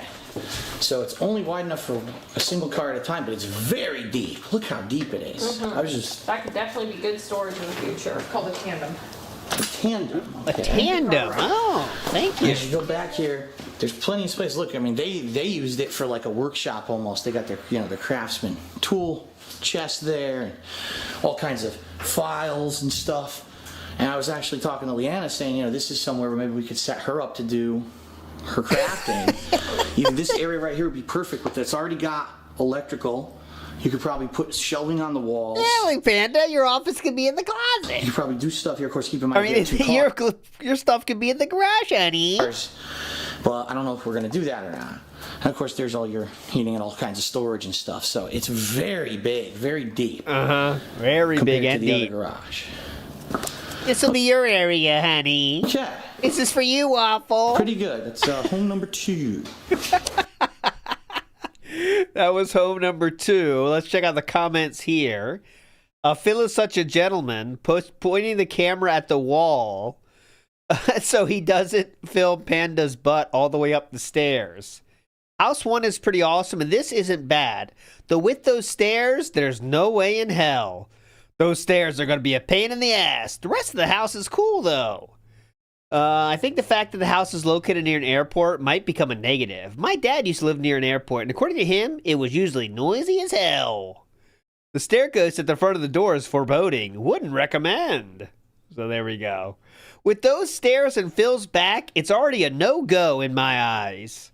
The rest of the house seems all right, and the size is pretty good for just 2 people, but that staircase, though, I don't see it working out. Yeah, but it is good exercise, especially with Phil's limitness in the kinds of exercising he can do. Isn't it weird how people care about this shit of a YouTuber they watch? I think that's why, a lot of his fans are like vicariously living through him as he's king of the losers, you know what I mean? They're taking this very seriously, you know what I'm saying? Like, they're thinking about his wants and needs a lot, like way more than a normal YouTuber, I would imagine, but all right. King of WP Champions asks, why didn't he sell the condo first? Well, he had a bright idea to rent it out at some point in the future, But that day never came outside of his gouty aunt who gave him gout. The aunt that gave him gout. She decided to live there for a while, but then she did the bitch move and died. So really the case is that he was too lazy to set up the renting thing, and then he just never did it at all, right? Yeah, the original plan was to sell it, then he changed to, I'm going to rent it, but they wouldn't call him back or something, and then he said, fuck it, and then he just kept paying it and paying it and paying it endlessly until he just decided not to pay it anymore. And then it got foreclosed on. 666 Slatteran says, I feel the main reason he moved was because of the temperatures in Seattle, peak fieltism, full sun boys. I actually think it was because it was the only one that was a gated community, and that really is the only thing he cared about, right? All the other shit he can say, but it just gated community. He wanted to be able to say it's a gated community, and the trolls can't get to him, and that's it. I think that was the main point of all of this was gated community. Infamous KS says, hold on, Phil, you can make it you can make it up Everest. Those 8 steps. Twerk to spec, big ups, let's go. Twice. Fucking the ass of every man.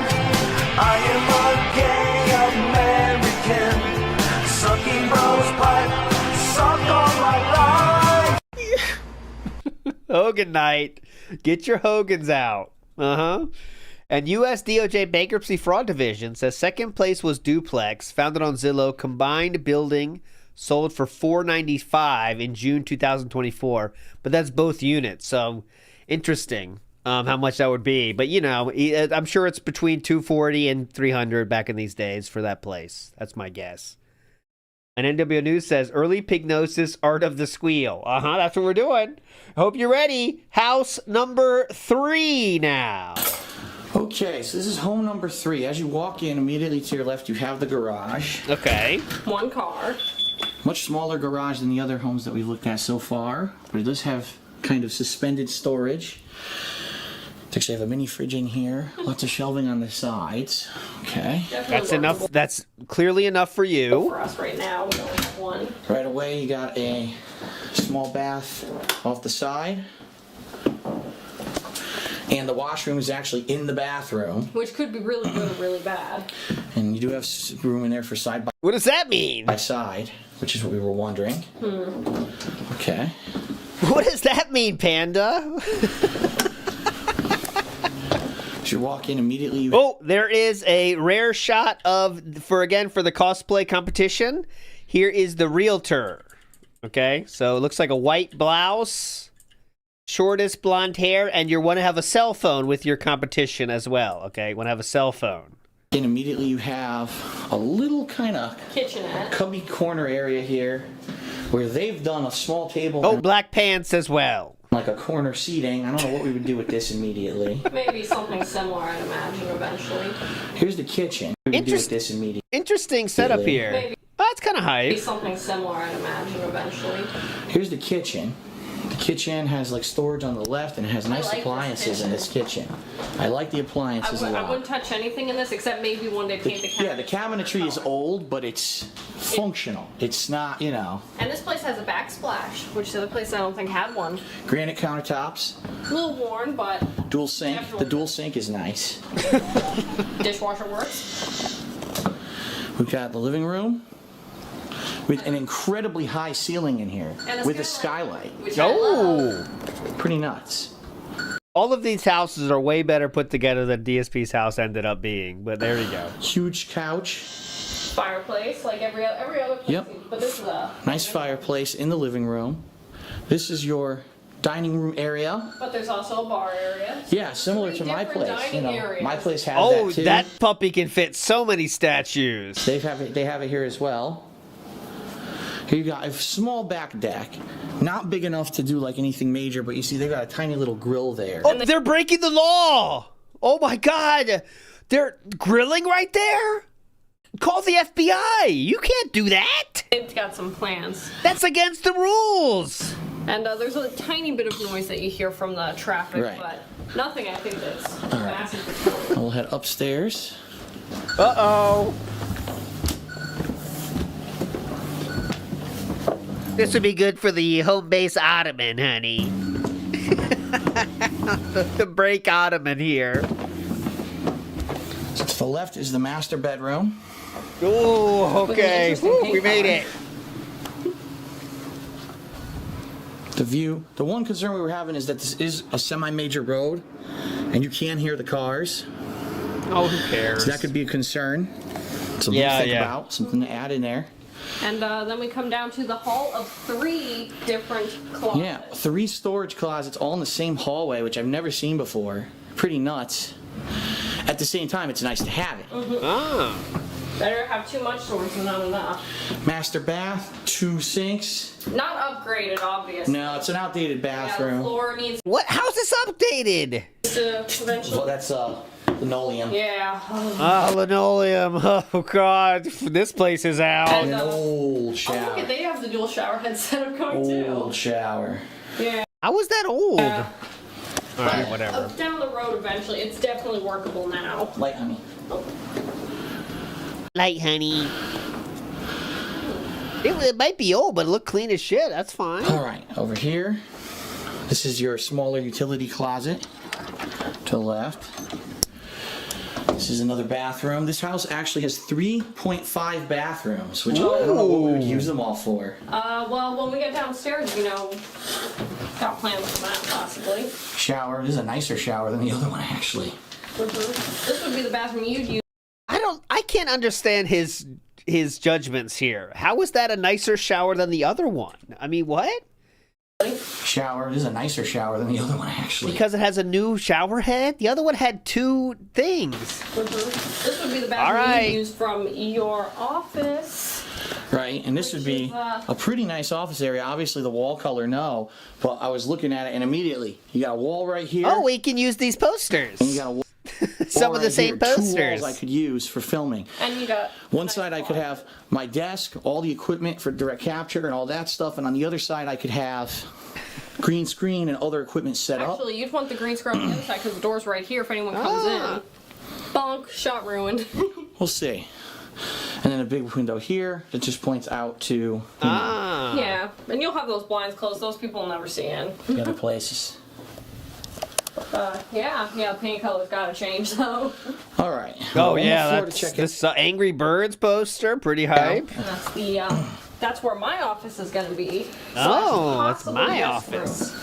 Because we could set it up that eventually we could have a guest room there because it's got a bathroom down there and everything and some storage and such. So I start with on the walls. nice stairs exercise. Well, yeah, a lot of these places are Everybody going to have a ton of has pretty stairs. much, but that's fine. I'm fine with it.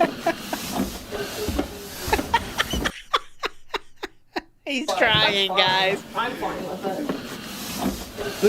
Look how bowed his legs are, doing a full V. I start with on the walls. Nice stairs I'm fine, honey. exercise. Hang on. Yeah, a lot Look how far wide he of places are goes. going to have a ton of stairs. Hang on. That's fine. I'm fine with it. Well, yeah, you know how it is. Okay, now this is pretty crazy. First, let's show the bedroom first, I think. That's my office. This would be a smaller office area. And as much as I love purple, this shade. Jeez, I like these people that lived here. They set up a cool place for their kids. Yeah. man. I need a better Yeah, shade. his feet are pointed completely out. It's wild. Purple or teal. And it's got its own closet, which we don't Yeah, need but to this show. 45 degrees each side, going Small, down. It's a small For your closet. office. But it would suit my needs because it's square, It's more of a not walk-in flat. than the other ones, Yeah, though. it's not flat. This room is a mystery to us because we don't know what we would use this for yet. It's basically a completely extra room.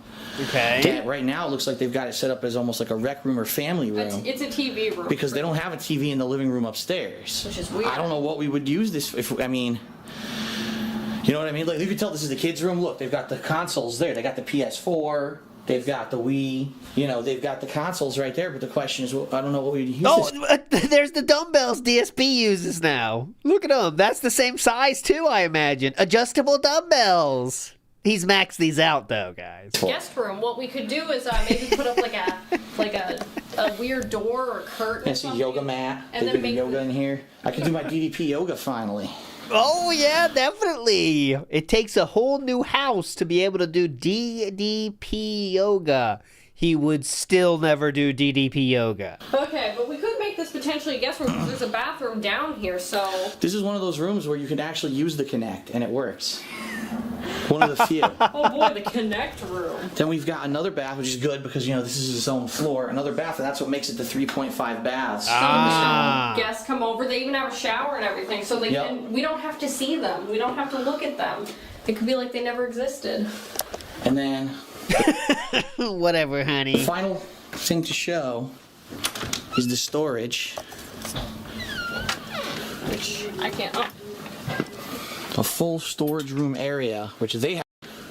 I can't... Oh. I'm trying to joint this picture. Do not... it's like, you know, the family notes are always hype. It says do not something, but I have no idea. Do not do something. I'm sure talking to the kids. Do not take food or something, you know. A full storage room. Do not film in here. Area, which they have completely filled with stuff. It's cluttered, but there's a ton of room in here. This could be perfect for like my models or whatever to put the box. Oh, definitely. They need their own room. Boxes in here. Yes. All kinds of stuff we could put in here. have to put them in that third closet up in the bedroom. Yeah, this is a nice area. This is for the model. So this is the second most square footage of all the homes we're going to be seeing today. I believe it's 1,900 and change. 19 hundo and change. 1955. Let's turn off all the lights to be nice. Where is the light here?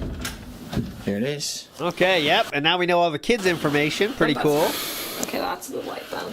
Yep, exactly, C-Book Dev. Paranoid enough about the tractors to want a gated community, but films every possible house he'll live in for content. Yes. Yep. All right, that's it. That is home number 3. All right, home number 3. Let's check out the comments now. He says, LOL, the real estate agent is so awkward in all of these. She was just standing there. Don't blame her. This house has 3.5 bathrooms. I don't know what we would use them all for. Poorly pooping with the king. Hilarious stuff here. These videos will be immensely helpful when trying to make a decision. Usually people forget these details when thinking in retrospect. Imagine him doing yoga videos in yoga pants. And this is downward facing dog, okay? That's a good one. All right, Piracy is Good. Ask for the second one. Man, Phil rarely ever bounces off of Panda's commentary. He either cuts her off or straight up ignores her. I mean, I get that he's busy saying his own stuff or whatever, but he could at least give her an uh-huh or yeah, maybe to acknowledge that she said something to him. It just seems really awkward to me. I mean, I guess if that's how their relationship works best, then cool. Who am I to judge, you know? Anyway, just giving my undesired opinion. This house looks pretty decent, by the way. Well, he's right about that. That was finally a good comment. Watching these videos makes me want to buy my own place so much. Oh, cool, my country's flag. Decent house with good space. Only downfall for this is being next to a major road. Panda Lee talks too much. This house is perfect. Did anyone else see that amazing bunk bed? You get the point. You get the idea. Let's go. We're not done. Far from done. Episode 4. Here we go. All right, this is home number 4. Immediately when you come in to your left, there is a closet. Oh, okay. For clothing, you have shoes set up there. Interesting. You got a garage next, and it is much larger than the last one. This one looks like some illegal activities happened in here. It's potential 2-car. The thing is, these guys have it a lot cluttered with a lot of stuff. But if, you know, once this looks like they're doing something bad in here. Cleared out, you could definitely fit 2 cars in here, or you could use it for a ton of storage. I mean, look at this. They've got a second fridge. They've got all kinds of stuff set up in here. I mean, incredible amount of storage space. Okay. Next, we've got the small bath. Where's the light? Oh, there it is. I wonder how many of these toilets still work to this day, huh? With a trendy sink. That is my favorite sink. I may never live to see another sink this awesome. Nailed it, Leanna. Okay, now this is cool. This next thing I like. Ooh, hold on. The washroom is actually a room, not just like a closet. Ooh, hold on. You got a lot of space in here for all your stuff you could put on the side. Look at this. We could get any washer dryer we wanted, and it would fit here. Yeah. Eventually, you know, we keep this to start. Oh yeah, these are nice. These are nice. I mean, look at this. Those are not cheap 10-year-old ones. Those are pretty. Never need to replace those, am I right? new. Okay. I like that. I like the washroom idea. Okay. So, we'll go to the left here. We've got the kitchen. Okay. Which is mixed bag. It's got Mixed the bag. stove except for the stove, and it's got the nice countertops. Just doesn't have the nicest cabinets and backsplash. But you have a choice. Do you want fruit or do you want fish? Dual Big- sinks, big sink. older dual sinks, but they're nice. I like the countertop because it's Ooh. huge. Look at the Okay. space here. This is the biggest countertop we've seen so far.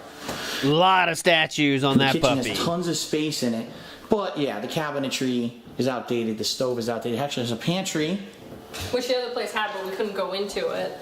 But yeah, You could fit so much Costco in that puppy. they have a pantry, which is nice. Dining area. Again, all hardwood floors, by the way.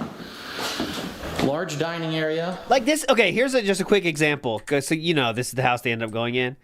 And you know how he went to 13 credit cards to furnish this thing?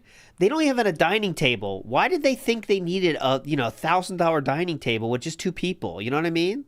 Like they're just playing adults. That's how you get to 13 credit cards maxed out when you think you got to play adults with 2 people. You don't need to have a fucking $1,000 dining table when it's 2 people. Again, all hardwood floors, by the way. Large dining area. Oak table will go here, so avoid that. Oak hardwood. Oak hardwood. There you go. Here we go. Big outdoor area as well in the back.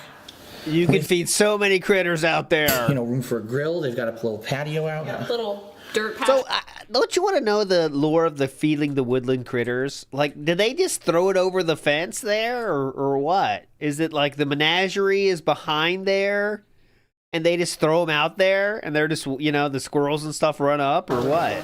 Oak hardwood. This is Snortfort. Yes, it is. Pay refunds. There you go. Here we go. Big outdoor area as well in the back. Oh, they're grilling out there too? Oak hardwood. What? There you go. Here we go. Oh my God, they are. So many criminals around here. Big outdoor area as well in the back with, room for a grill. They've got a little patio out. Oh my God, we got to report these people Little now. dirt patch like A plant little flowers. plant. I don't know what kind of plant that is they got over there. Oh, plant. Oh, whoa. I know. Careful. I see it. I keep worried you're gonna crack your head. And now here we got the living room, and this is interesting because half the living room here has a big ceiling way up there. Way up there. Open. Feels open. Open air. Not claustrophobic. Got your fireplace, room for your TV. And remember the step up, There's just a step into it. which is cool. I like that. It helps separate the space without walls. Got your coat closet. There is a step up. Okay. And a little frontal area here. See how the difference of all these that feel lived in, you know what I mean? Like they're still clean, but they feel lived in and set up correctly. DSP and them just slap shit in there, like, all right, we need couch here without any thought, All right, going up.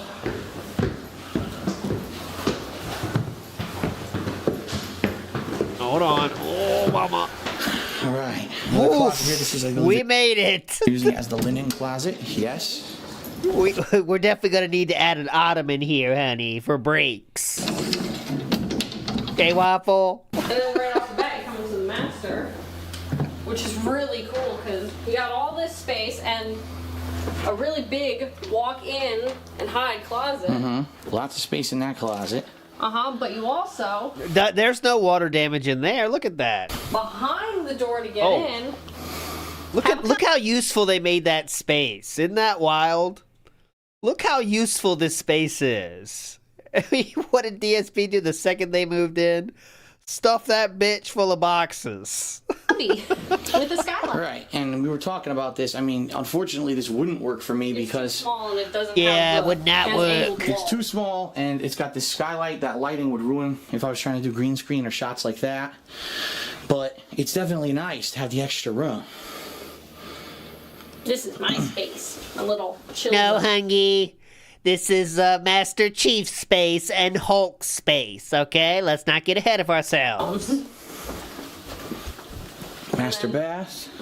This is my place for She-Hulk, Panda. Thank you. Which is really nice. Nice counters. I love these It's counters. a dual sinks with 3 mirrors. Triple mirrors. Whoa! You got the shower and tub separate, but when you're in the tub, you can lay back and look up and see another skylight. Deep tub too. Huge Deep. deep Oh tub. god, I Oh. could drown in that thing.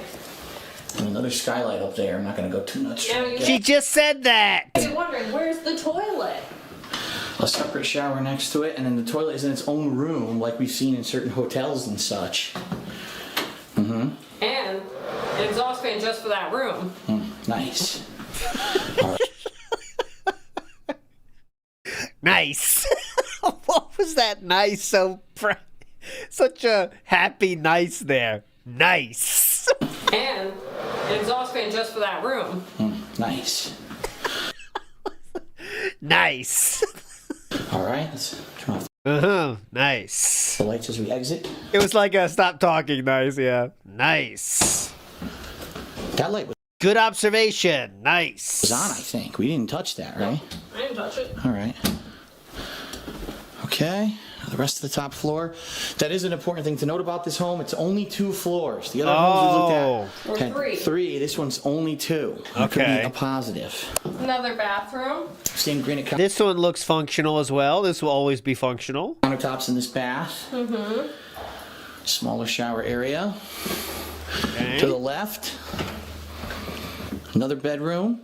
This would This would be probably be yours. my office because you have this flat. This is the room. This would become his office. Right now you're looking at it. Another bedroom. See how much space he has in here? You see him moving around his space? Does it look like this big of a room? This would would be probably be yours. my office. How small? Like, it's amazing how small he makes this room look, isn't it? Left. Another bedroom. Like, he set it up in the dentiest place way possible, so it looks like you have no room to do anything. To the left. Look at this. He said, okay, I'll Another show you here. bedroom. This would would be probably be yours. my office because you have this flat wall here that I could film against. This is a smaller recessed area. I could probably put my computer set up, That's exactly what he does. He doesn't change when he thinks. etc. And it So his does have office, another large walk-in that's where the closet cleanouts happen. closet. So really, this place has 2 deep walk-in closets, as you can see.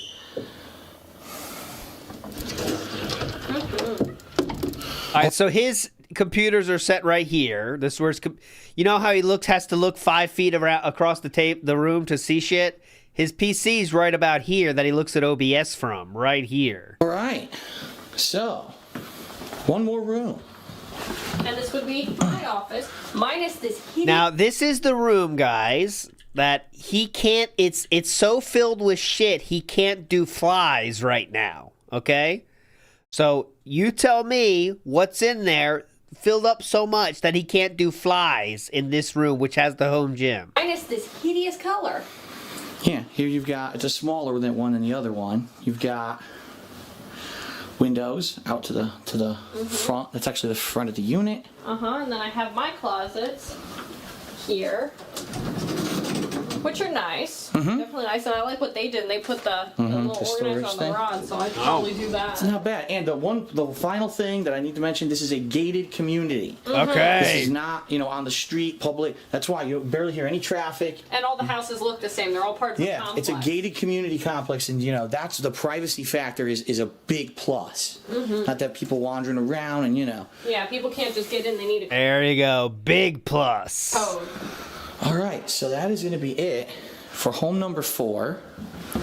It is at the top of our budget, so it's kind of along as Oh. it is. It's actually the same price as the first home we looked at. Excuse me. So that solves the problem then. That is solved. So it's kind of along as it is. It's actually the same price as the first home we looked at, but it has a lot of space and it's only 2 floors and it's a gated community, so there's a lot of positives. It's $500 difference from the first place. Yeah, which I'm sure we could easily take care of that. All right, very good. I'm sure we can easily take care of that. Anyways, all right, we're good. Thanks, Panda. Okay, well, that was one. That was choice number 4. Wow, the gated community factor is a huge positive. I think this is the one they're going to pick. Yes, number 4 is the winner. Toilet with its own room, 10/10 would buy. Everyone says that gated communities are great, yes, for safety, but you have to be considered that this might have an association that will tell you what you can and can't put up as decorations, that you have to maintain your lawn with the type of grass that they tell you, and if you have anything broken on the outside of the house, you have to fix it in a set time period or will be fined. I know this because I live in a gated community, and it's an association that does that, and she is right. He literally pays over $700 a month for his HOA fee, if you can believe it. Like, that is what it costs to have this gated community he lives in. He bought this home for $265,000. Okay, so that was the price at purchase. It's all public information. I'm just sharing with you there. $265,000. All right. And the HOA is $700. Okay. Heel Power says, the lighting is amazing in this house. So many entry points for sunlight.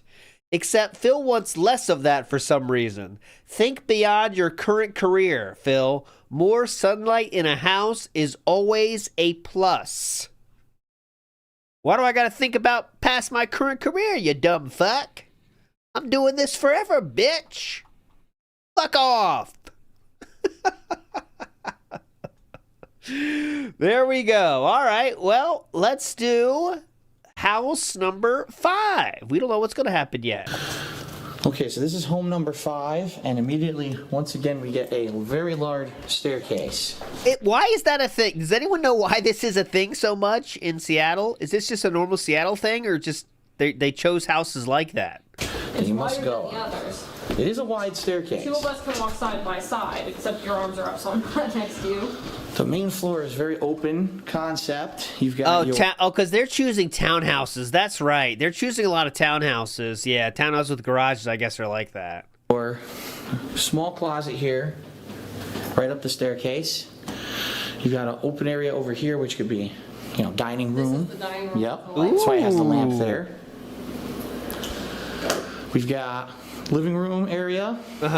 Fireplace, the gas fireplace. Old TV. Yeah, that was for an old tuber, you can tell. An old tube TV went here, which is the best you can put there, but they also got the cable line there. That's for an old tuber. So this could be the TV wall.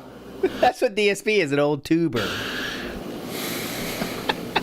Oh, big ups to the raid, Indrid. Welcome in, everybody. We're going through house hunting lore. A little deck, very small, but A little at least you deck. have it. Table chair. He's an old tuber. No grilling. Guest parking, that's what they were saying. It's a feature. And the fireplace is gas. Tons of guest parking, right? Another fireplace. Kitchen, spatially, I love it. Visually, I hate it, and it is old. It's fallen apart in a lot of places. Just look, you open up a cabinet, Yeah, what's going on in here?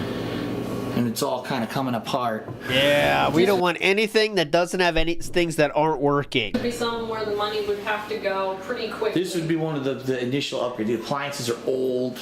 Yeah, and they're staying, so you have to get rid of those. Washroom, Side by side, yep. storage to put Very stuff. old, but again, that's something we Also could with the upgrade. kitchen, which has not been in the other places. We didn't have it in the kitchen. It's usually near a bedroom or in a hallway. But there's a ton of cabinets. There's so many cabinets, so much space to put stuff in this kitchen. Yeah, And definitely. even the counter space is so much long counter space. And you've got the second counter, mini countertop up here. This one's too white. The real estate lady's getting pissed. She's tired of it. She's saying, fuck this shit, man. Can we be done? This is house number 5. You're already talking shit about it. So there are positives to it. It's just not pretty. Yeah, exactly. It's Jesus! rough around the edges. It's just that Then we've pretty. got, if you can call it a closet, it's not even a foot deep, but it's 2 areas here. That door, I think the door's messed up, Maybe. but there is some storage possible there. Yeah, it's like a little This pantry one's thing. fine. That one won't move. Got two tards here at an open house. Yeah, they're LARPing as home buyers. I don't know what's going on here. I don't know if it's his daughter or what. Maybe it's a family situation. You get what you pay for. All right, on this side we got Might be 90-day fiance thing. I don't know. two literally opposite bedrooms. They're identical but flipped. So it wouldn't matter which one was up either of our offices. You got a bare wall on both sides, which is good for what my purposes. Each one has a closet and a window out. So the next one is very much the same.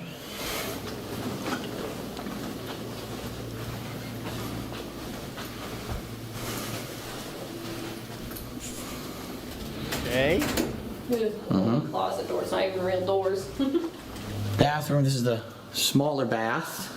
My hair's all screwed up now. Also, not updated, just like the kitchen. Yep, it's very Yeah, outdated. Uh-huh. It's something that we would want to update Hey, at least it works, huh? eventually. Very basic shower. Everything is outdated, huh? Just texture-y kind of. Look, it's all outdated. Everything's outdated. Master bedroom, I actually like. Lots, look at this. Space, space, space, space, space. Uh-huh. Lots of space in this master bedroom. Shape, it's an L shape. Yeah. So you can put the bed multiple, you can put the bed here, you can put the bed here, you can put it No. in different places depending on how you wanted to lay it out. Meeting's over here by the window, so depends. Then we've got the master bath, which is dual sinks. Pretty but much the same thing, just with dual yeah, sinks. dual sinks, very identical. See that? Dual sink, shout outs. Excuse me. And then Excuse me. extra Sorry about that, Leanna. storage closet. Walk in with your water heater. Can't even So- do the whole wingspan, so it's pretty big. So here's the thing, pros Oh, and go ahead. cons. Go ahead, go ahead. Pros, it's all one floor. Unlike all the other places we've looked, everything's one floor. You will never, except when you go in and out, have to go up or down a staircase. But the cons, there are people underneath us. Well, yeah, so you wouldn't be able to be stomping, making excessive amounts of noise, but we are top floor. Them too. As opposed to other places, you can do Top that. floor is better for that. You know what I mean? Like, we won't hear them walking above our heads. Uh-huh. You Right? could still hear them. So the pro, top Uh-huh. floor, one floor. And the price is 40 grand less than pretty much all the other houses we've been looking at. But it also, you get what you pay for. But it reflects it. All right, Everything- Panda's not into this place. I mean, look how outdated. I mean, the bathroom's not so much. I would say the toilet, yeah. But that kitchen is I mean, it's falling That would apart. have to go like pretty fast. It's falling I don't know how apart. long we could actually use it. All right, let's start turning off these lights. We still got the garage to take a look at. Uh-huh. There we go. I mean, that toilet is working, so it's better than what they ended up with. But So this would be like the fixer-upper. You get it, you immediately can improve stuff because you didn't Which break would the be budget. nice. We could do you whatever know. we wanted. All right, now just look at the garage. it's the fixer-upper. Down this endless staircase. Which again, groceries wise. That's gonna be a hassle. It will. But these staircases, the stairs are also wide, so we could set a bag down or two, if we get tired. What the fuck? Is it that big a deal you're going to put groceries down halfway through? All right, here's the garage. Guys, what the fuck? It's annoying, but you don't need a place to put them down halfway through. You can fit one full car in here. There's a lot of storage up on the walls, which is nice. And there's a driveway outside. So we can fit technically 2 cars. I'm just so happy we're looking at places with garages because I've never had one in my life. It's been such a pain when it comes to inclement weather to clean your car off when it's outside. Here, it's beautiful. Drive it right in, you're good. All right, so that is home number 5. Good ending. Okay, let's see. This is the cheapest, but you'd probably lose all the savings and more in remodeling. Depending on the money factor, right now is number 4, with number 3 close behind. The whole sharing floors is a negative. Most of the time, people don't get along. After watching the 5 shown today, I think number 4 the most. 3 or 4 would be my choice. Number 1 and 4 would be my with the nicest. This one's not too bad, but overall, I'd say the 1st and 4th homes are the best choices to go with. 4 definitely, but it's all up to his budget. So there we go. Everyone's on to it. Timbo Slice in the house says, most houses in Seattle area have stairs going into main home. Seeing the area it's in and the rain the area gets, he thinks it's a flooding issue, which that's not true. But all right, there we go. That is all the 4 houses. Yeah, the patrons should have been able to vote. That's a good idea, actually. That's a hype idea. After house hunting, what's the best thing to do? Well, you gotta get something to eat and you gotta be frugal. So here we go. So following along with our meals here in Seattle, it was day 2. We had a long day of house hunting. And being that we're still on East Coast time, we got hungry really early. It's only 4 p.m. here, but we decided to go out and get dinner. And so we went to Athena Grill, which is Greek cuisine. And we got these special. We each got there's 12 ounces of lamb chops above the special zithra spaghetti, and also had a small Greek salad that we already ate. $18.99 a piece. Nice. Oh, that lamb chop! I took one bite. Oh, delicious. The char is great. Go ahead, dig in. Look at that, giant pieces of meat. That's how it's done. Go ahead, honey, cut into that. Ooh, creepy laugh. Giant pieces of meat. That's how it's done. Oh, what was that? Authentic cuisine. All right, so I'm sorry, I'm starving. Oh my God, look at that. I blurred up. I'm so hungry. I'm just gonna dig in. Too good. Good film, good video, Philip. This is the reason I watch these house hunting videos, LOL, simply for the meals. Damn, now I'm hungry. That's quite a deal. All right, so there we go. That was day number 2 of the 5-day event. We do have, so today was all about house hunting. Tomorrow is about celebrating my birthday. It'll be fun activities all around Seattle. You ready? So obviously I'm not showing all those. I just picked like one of the day and the meals, like I said. So here is breakfast. This is birthday breakfast, guys. Here we go. We're being frugal. Okay, so it is Sunday morning. My birthday. Happy birthday. And we are at Citizen. Happy birthday. It is Sunday morning. My birthday. Happy birthday. And we are at Citizen. It's this little Happy birthday. cafe, literally down the street from our hotel. And they are famous for their crepes. So today we've got the caramel pear crepe, which Leanna is having. That looks good. The crepe madame, which has black forest ham, arugula, barrachelle sauce, scrambled eggs, all kinds of stuff in it. I've never really had a crepe, you know what I mean? Like I'm not down with what are these grapes?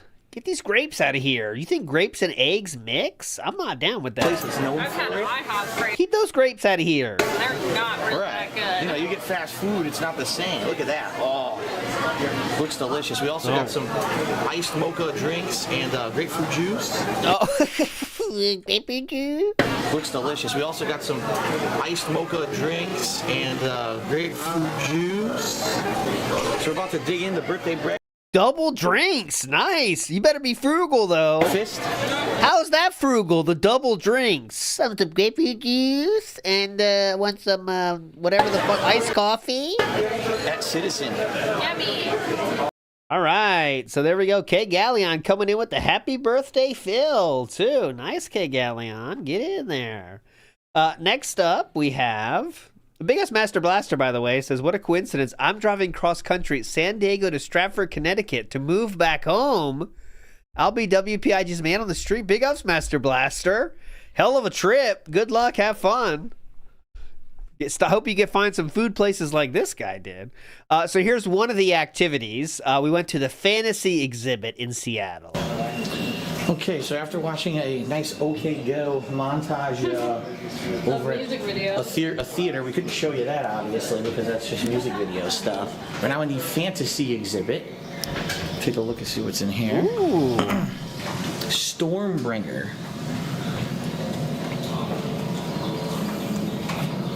Hang on, let me read it first. It's a reproduction. Not the original. Okay, cool. Elric, Swords and Roses. That's, I guess, the name of the books. The sword is. Hang on a minute, let me read it. Oh, Sirius Black. That's Gary Oldman. He's awesome. That's awesome. He's Yeah. like the best actor ever. His outfit. You can see why we're not watching all these. Is that the Sorting Hat? Or no? No, that's the Wicked Witch of the West. That's even cooler. Well, she is 19, guys. Give her a break, okay? She's 19. For her, that is a sorting hat, guys. She's the Harry Potter generation. Is that the Sorting Hat? Or no? No, that's the Wicked Witch of the West. Whatever. That's even cooler. They're freaking hats. Is that the original? Guys, that makes sense. Hold on.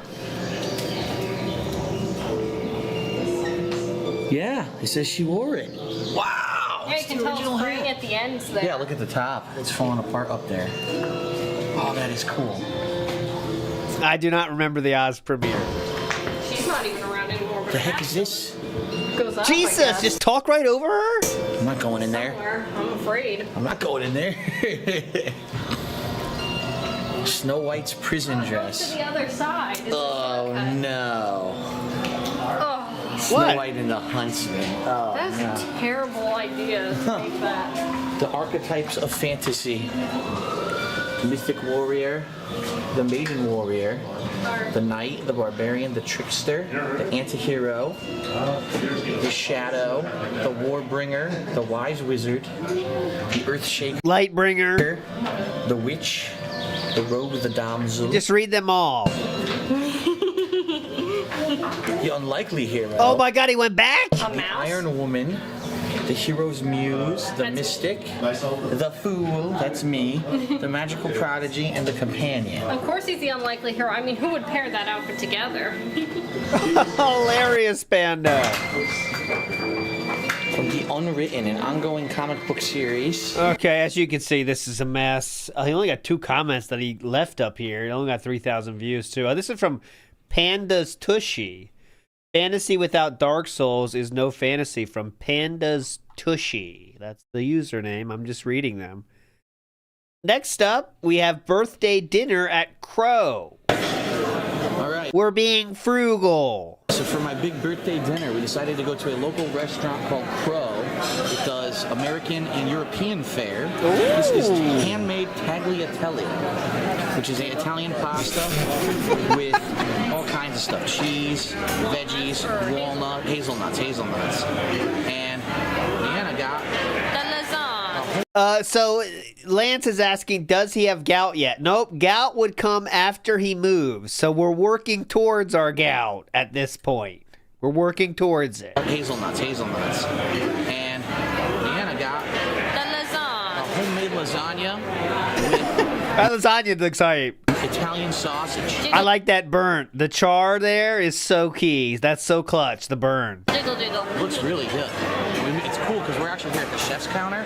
They cook the food right in front of you, so we saw every step of the process. Holy We saw shit. everything that was ever being. We saw every step of the process. It's very Italian sounding when the lasagna comes out. You hear that? We saw every step of the process, boss. They cook the food right in front of you, so we saw every step of the process. We saw everything. Is that just me? It sounded like it. They cooked the food right in front of you. We saw every step of the process, you see? that- Chef's counter. They cook the food right in front of you, so we saw every step of the process. We saw everything that was ever being made in here for It's dinner. really neat. So we're about to They saw every step of the process. dig in. We're very hungry. Hubba-da. Pretty good birthday celebration meal. Jollibee burgers and chicken. Can it actually be good? DSP tries it. That'd be, you know what? That'd be fun, like, stupid night. If we ever do, like, we have to watch the recommended.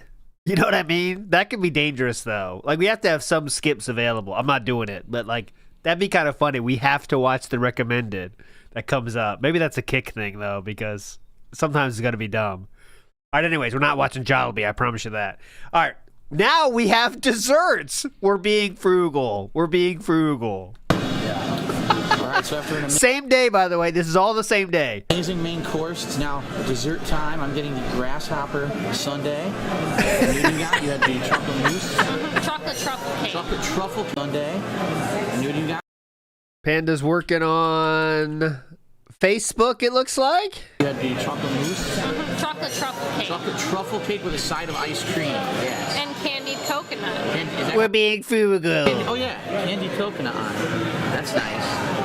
Yeah, we actually went for the Candied coconut. That's nice. 3-course option where we got an appetizer, an entree, and a dessert, all for one price. Actually, just started Restaurant Week here in Seattle, so that was their promotion that they were running. It's pretty nice. Nice presentation, and we're going to enjoy this and head back to the hotel. Very good. Okay, 37-second video. Hype. We do have a Dark Maggot sighting here, who still is in DSP's chat to this day. And he says, you should have gone to the Sucker Punch Studios and get a tour of their office. Most developers don't mind. FYI. Thank you, Dark Maggot. A true long-term supporter. Seawook Dev in the house says, did you know Atlas was in Wizard of Oz as a munchkin? I didn't know that, but that would work. He could find work like that at his height. Jasper the Cat Dude. I lived in Seattle when Crow was amazing and expensive. Jasper the Cat Dude. What's your average? We're talking a 50 or 100. You know what I'm saying? What level we talk about nice? You know, is it semi or full nice? And Bill Brasky Real says, when your birthday falls on a rainy day, absolutely. Then you go out 4 different fucking times. All right, so that was day 3. We're going to get into day 4 now. I will say, for odd reasons, his Twitter did slow down a bit, and he was just doing too much fun stuff, I guess. But we're on day 4 now. Here we go. This is 100 plus. There we go. We're being frugal. Day 4 starts out with clam chowder. Here we go. We're being frugal. He's frugal. Okay, so it is Monday, and we are at Edda's. It's a restaurant right here on the waterfront at Pike Place Market. You can look right out there. You can see the water. Tons of people out there. Beautiful. What are we up to on restaurants now? 400, 500?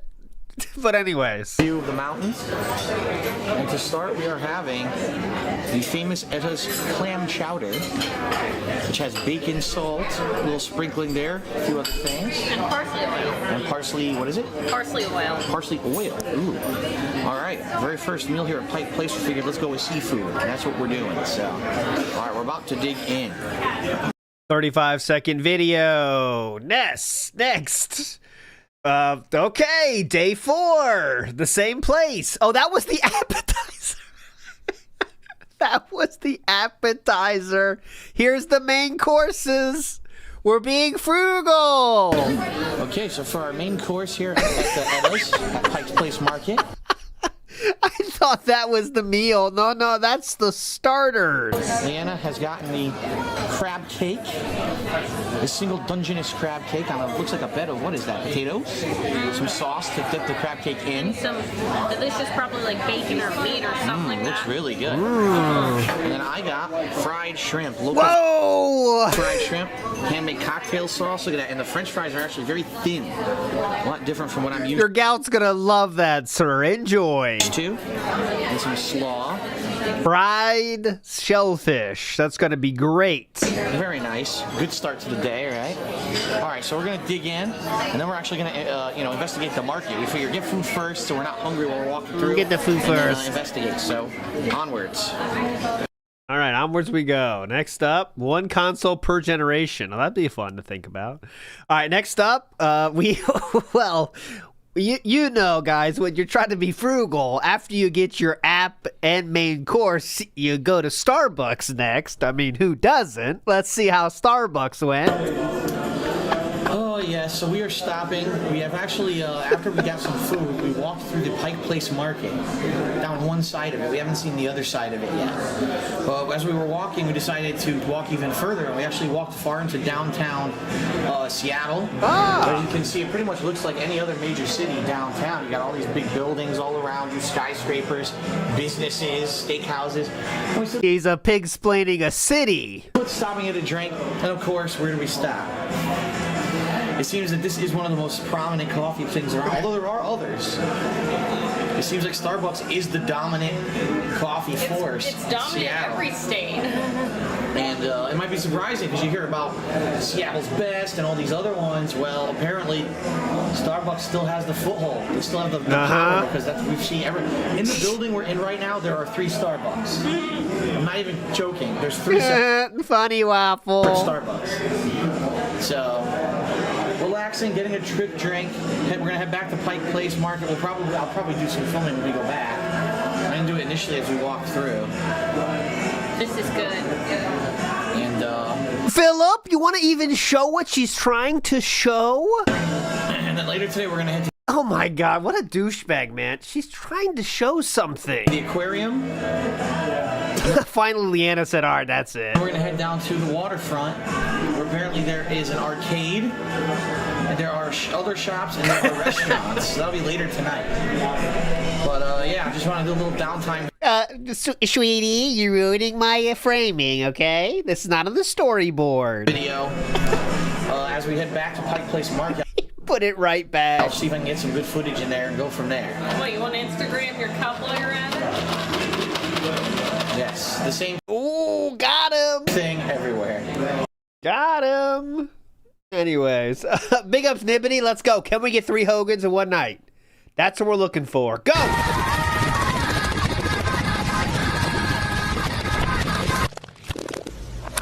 We haven't got this one in a while. It's worth it.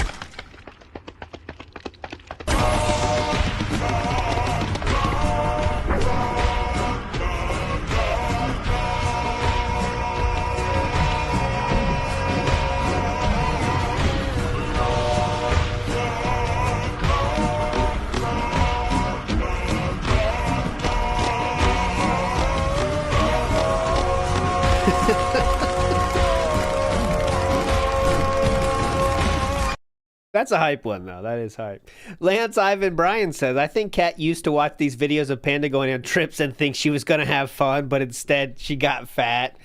I think, it looks like, Leanna got way more fun. Even though she didn't even have fun, she had more fun than what Kat gets. And according to Philip, he's making way more money, too. So, Kat is having less fun. And yet they have less debt now too. Well, we don't know, but you'd think they do. At least they didn't go bankrupt with Kat. Kat got personality catfish like Worski did. I think you're right. Okay, day 4 continues. We're not done. Here I threw in one activity video for each day, but there's like literally 15 others from each day, which I'm not showing. Okay, so we are further down the pier. We are at the Argosy Tours, Events, and Cruises because we purchased the City Pass for Seattle. We actually got a cruise out of it. So we're actually waiting. It's going to depart in about 10 minutes. We're waiting in line here. Other people will be on the same cruise. And I'll be taking some footage from the ship. Of course, it's extremely bright out here, which is why you can barely see anything. Because of the we can't see anything, Phil. glare from the sun. So I'll do my best. But it is what it is. It's a beautiful, bright, sunny day. And we're enjoying it. Right? Excited for the cruise? Yes. I've never been on like a cruise. I was on Do you have your permission slip, Leanna? the tour in Boston. Yeah. I've been on boats before, but I've never been on like a formal cruise. So this will be Did you bring your chaperone? interesting. Yeah, usually they take you around, they do the informative stuff, blah, blah, blah, blah, blah. This is actually it right here, the pamphlet for it. It's brunch cruise, lunch cruise, and dinner cruise. That's how they got this. They got the dining cruise. This is actually it right here, the pamphlet for it. A cruise for eating. 1 hour.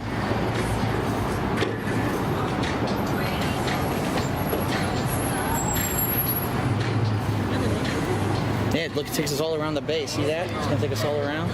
Wow. We're gonna go all around Elliott Bay. And then we eat some, and then we go back to the hotel. All right, very nice. Very nice, being frugal. All right. You thought food was done today. Well, you got another thing coming. We got to have dinner, right? Here we go. Dinner time. All right. right, we We're being frugal. are at Ivar's. It's supposedly a well-known seafood place here on Pike's Place Pier. Now, if you think what you see in front of you is a lot of food, fried shrimp, fried clam strips, fried cod, and fried halibut, Oh, gout is perking up, huh? take a look at what Leanna ordered. 2 pounds of clams. With my little bit. 2 pounds of clam. And I already ate a Caesar salad. You think you can do it? I'll try. All right, there are small clams, so it'll be... How tempted can you be? 2 pounds of clams. You don't eat the fucking shells. There's also potatoes underneath. Oh, no. 2 pounds of The heavy clams, starch. 4 pounds of potatoes. Good luck with Hilarious, that. man. All right, here we go. Very nice. She got her bib too. She got a bib. Begin to the Ivar Seafood Feast. Yummy. That's a brown plate right there. It's trying to give me DSP tries and everything now because I'm watching DSP reacts. Shake Shack screwed up my order. Hello. 35 minutes and 35 minutes. Okay, here we go. Same restaurant, by the way. So I'm enjoying my dinner here, but I just got to show you guys something. You may not believe it. Less than 5 minutes ago, that was full. That plate was full. She ate an entire 2 pounds of clams. Why is that so? I don't get this. What do you have to say for yourself? Harbor cruises make me hungry. Wow. I mean, Wussy Connecticut boy. I can put it down, but that was an impressive... He has legitimately about 10 times as much food as she just ate right there. Because all her shit is just clams. feat that I just witnessed. Wussy Connecticut boy. My God, imagine if we recorded the whole thing and it was time-lapsed. Fast forward. Yeah, Wow. now people are going to think I'm a fatty. No, you're not. No, you're not. Potatoes. There I you love go. potatoes. All right, that was that video, 43 seconds. Someone says, then Phil ate some clam later that night. I don't think so. I disagree with that. Let's see. Anything else? I wonder if Phil smoked any weed since it's legal over there. Definitely. Anyways, that was day 4, if you can believe it. That was an exciting day. Many meals and Starbucks and a cruise. Being frugal, though, obviously.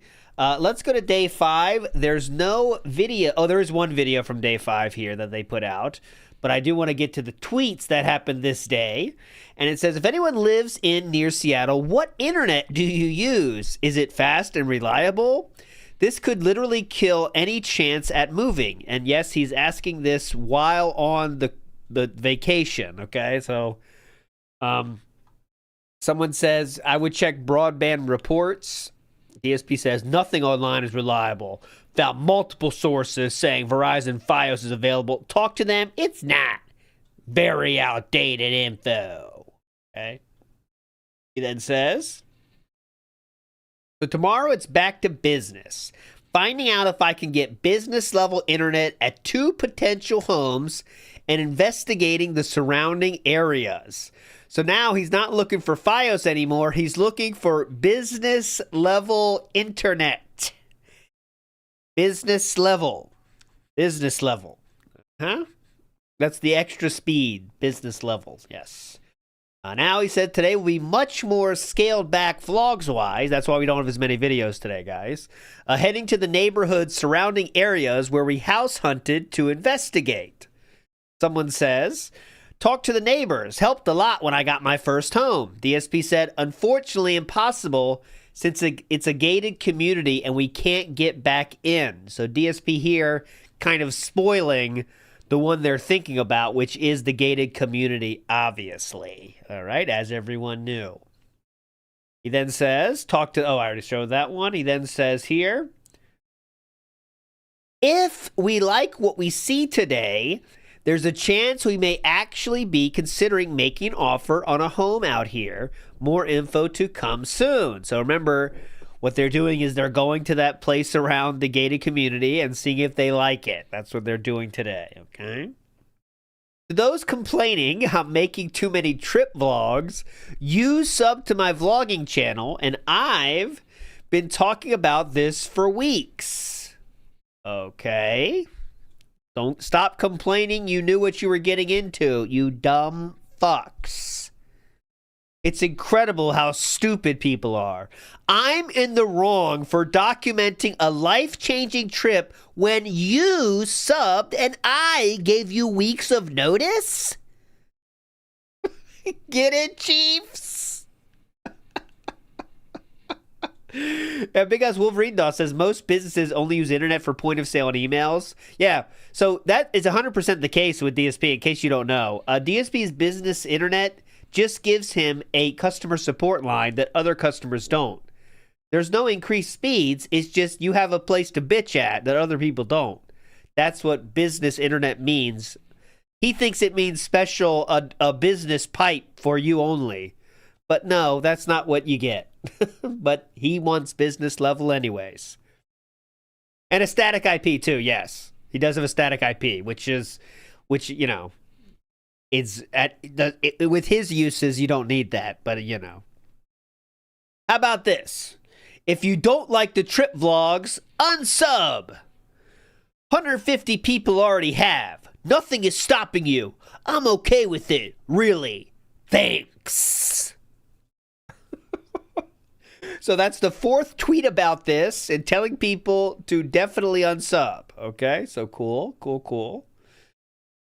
Next. He's making short vids to make money. Not that I only have a 90-minute battery and trying to cover everything. Vid today is 10 minutes long, dumb fucks. So he's having a lot of fun on vacation and having fun on Twitter with his fan base, clearly. This is 2014, by the way. Next he says, and no, don't take these tweets as what I believe is the majority. Everyone, for the most part, seems to really be enjoying them. Thanks. Then why are you bitching about everything so much?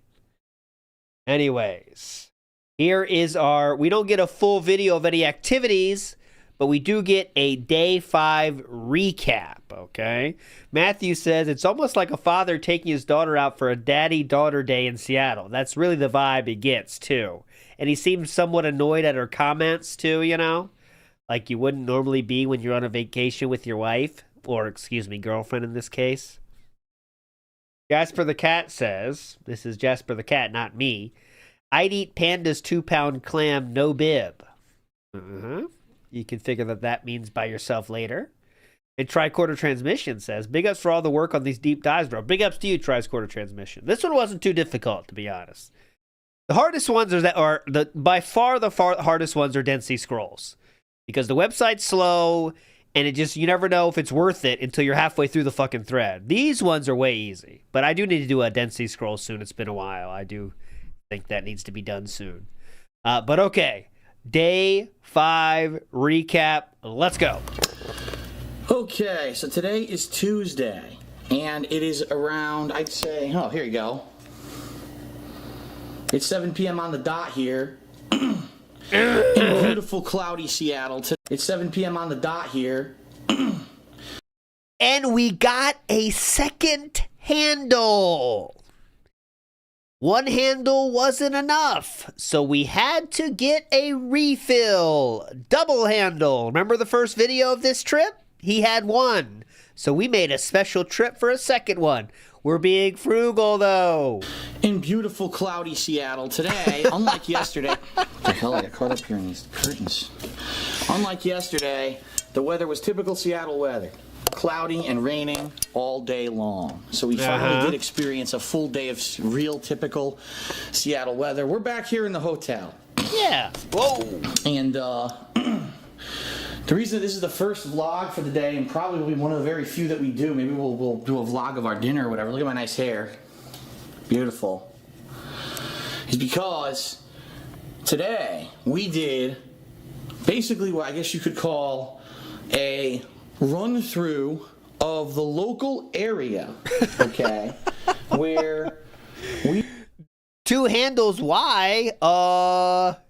More alcohol? It's pretty simple math here. When you run out of one bottle, you got to have a backup. We are interested in possibly living. And what I mean by that is that oh, by the way, this is a stuffed panda bear that we won yesterday. We drove to the area of Washington, which is not in Seattle. It's actually in a suburb, an outer area. We know, we're wise to this. We do not want to live in Seattle itself, because when you live in a major city, the prices... Thanks for the slamming of the camera to emphasize your point. The taxes, everything gets driven up high. Okay, so do we have to move the camera this much? To check to do, you know. Ooh, Oberto got some beef jerky for the hotel room. You never know when you might want some jerk. Look at places. Barbecue beef jerky. Ooh, pork jerky. You never know when you need a snack. Outside of now, people are gonna say, "Why are there 2 bottles of Tanqueray here?" Of course, I've been, having a drink or 2 every night all week. Oh, you got that right. More towards the 2 or 3. But anyway, our job for today was to head into this suburb and to basically confirm that this place would have places local to it where we could, I don't have a seat here, where we could do the things that we would need to do on a daily basis. So for example, what's the closest supermarket? Is it sufficient for our needs? What's the closest GameStop? Is that sufficient for me to be able to pick up, my games? What's the ethnicity of the workers at the GameStop? When they come out new. Where is, for example... What about the neighbors? What do you call it? The local restaurants, the local businesses. How urban are they? What about the local malls, traffic? What are traffic conditions like, et cetera, et cetera? The good news is, we confirmed now after making several trips that it takes about, I'd say, 40 to 45 minutes, maybe 50 minutes tops if there's traffic, to get from where the locations that we're scouting to live in, okay, to Seattle and back.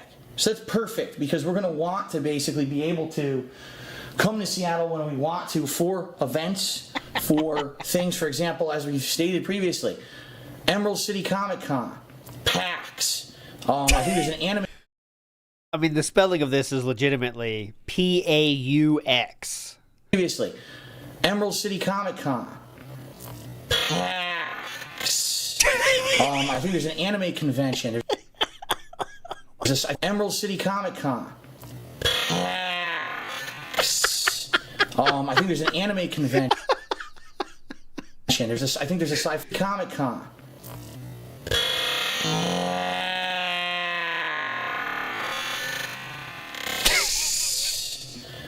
I think there's an anime convention. I think there's a sci-fi convention. There's big events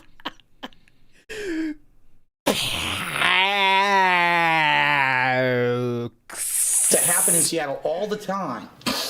Oh. We would like to be able to just hop, skip, and a jump, swing in, attend these events, and swing out. That's so awesome compared to, say, for example, perfect example here. Yeah, go ahead, New York please. City, where for me to attend anything in New York City, where I live in Connecticut, you're talking an hour and a half, 2 hours of driving, horrendous city driving. It's nothing like that here. Yeah. So we basically... Keep in mind, he would do none of this. He would go to the one convention as a free man here, the Connecticut convention or whatever, but he was just a normal visitor. That's the only thing he would ever do. So there you go. Confirmed today. A literal one time. Area around the houses that unless I'm wrong there, I believe it was literally one convention he went to, right? And it was like Connecticut or the Washington whatever. Oh no, was it 0? I'm wrong, yeah. Because that happened in Connecticut, the Connecticut Comic-Con thing when he was like a visitor, not a panelist. I think that was it. I'll check. Narrowed down our choices to are basically, it's an area we would want to live in. It's a nice class area. Doesn't look like there's much crime in those areas. Emerald City Comic Con, yeah, that was it. He did go to the Emerald City Comic Con as a free man, like as a a punter, and that was it. So that's the only thing he literally went to. Kind of middle income, which is what we very much are, and we're very excited. So that was the job that we did today. We drove around. We went to this place called. Something about shakes and go, where it's burgers, chicken, shakes, stuff like that. I didn't film that. People might say, well, Phil, why didn't you film your first meal today? How did you not film that? Very simple. We were the only people in the joint, because it was like 2 p.m., so the lunch rush was over. Isn't that the perfect time to film? And I would feel very awkward with the owner standing at the counter watching us film inside the establishment. But it was really good. It was like a good local burger, gourmet burger with a delicious milkshake. Oh, of course, you got to get a milkshake. Leanna had a chicken wrap, and we got curly fries, and then we headed out and we found the local supermarkets in this area are either called Safeway or Fred Meyer. Safeway is more of like a local market. Fred Meyer would be very consequential in a few years.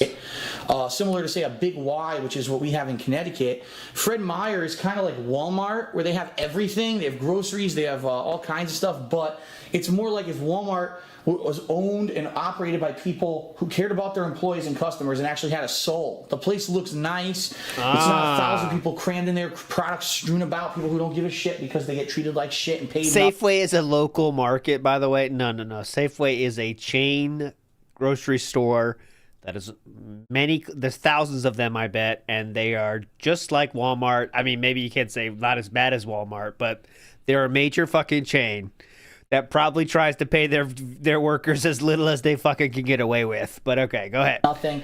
It looks like a nice upper class place. Upper class. In addition, there's a local mall that we like. Most of the places that we frequent are available. It looks like there may be 1 or 2 things that they don't have, but there may be things to replace them, right? No. We found Old Navy. Yeah, but Tilly's is legit. There's no Tilly's in Connecticut either.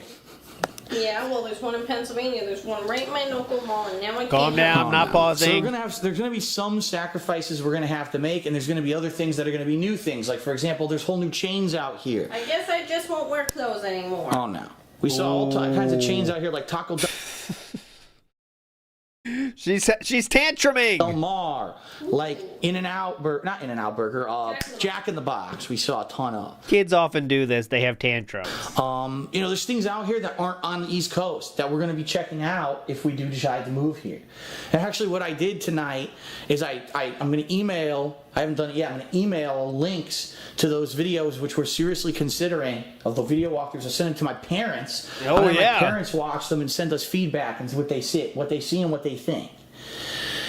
And hey, if all things go according to plan, What do you think, Mommy? that between now and the time that we get back home, there's no major catastrophes. There's no major thing that would make us change our minds. There's a strong chance we may be putting in an offer on one of the homes. I'm not going to say which yet. We will reveal this at a later date, probably later this week, maybe in my recap video when I get home. I will reveal what home it is that we're considering. So, yes. And so that's the deal. Tomorrow, we will have as I've shown you, he already revealed that on Twitter. But okay. one more day of fun in Seattle before we take off. We're going to be hitting up different things, including the Pacific something museum that I don't remember what the hell it's called. Oh, mama. The monorail. We're going to ride the monorail all around. Uh-oh. You don't want to go home. Uh-oh. It's another thing kids often do. She's just having a tantrum. It's like a rebellious period. A lot of people do this. Uh-oh. Are you doing it close? All good things must come to an end, but we may be back sooner rather than later, so you shouldn't be sad. Oh, no. Okay, so yeah, that's a brief summary of what we did today. Sorry we didn't vlog it all, but the bottom line is this. I honestly don't want people knowing exactly where it is that we're looking at, you know what I mean? We know there's people out there who could be dicks. Oh, find the address so we can mail and shit and fucking prank call the house. We don't even live there yet, see? But people would actually do it, you know? So for people who live there, are going to be prank Yeah, call. he did literally upload these the very same day. So, like, people probably did find out very soon where that was actually. I mean, it's not very hard work anymore. Called and stuff. It's like, Free pizza sent to them. yeah, exactly. Pizza's coming in. What the hell? We're trying to move out. 14 pizzas showed up today. What the fuck is this? But we know there are people like that out there, but we're wise to it. So that's why we're not showing you the exact areas yet. Yeah, You know we what I just mean? showed you the hotel, every restaurant around there, and the view from outside of 5 different houses. Yeah, we're not showing everything, though, definitely. And Oh, by the way, look at this. Okay, so look at this view. Look at this right here, this profile. I mean, the topography is very funny there. But I'm going to go down here, and K Galleon says, damn, you're looking thin, Phil. Take care. I mean, you see the power of pygnosis? I mean, what? Yeah, you're looking thin. Dark Maggot, still a fan to this day, says, kind of bummed that there's a huge possibility that you might end up buying a house in the Seattle area. Would have been fun to see you look for houses in Texas as well, but man, Seattle looks like an awesome place to live. Hopefully I'll be able to move there in the future. Oh!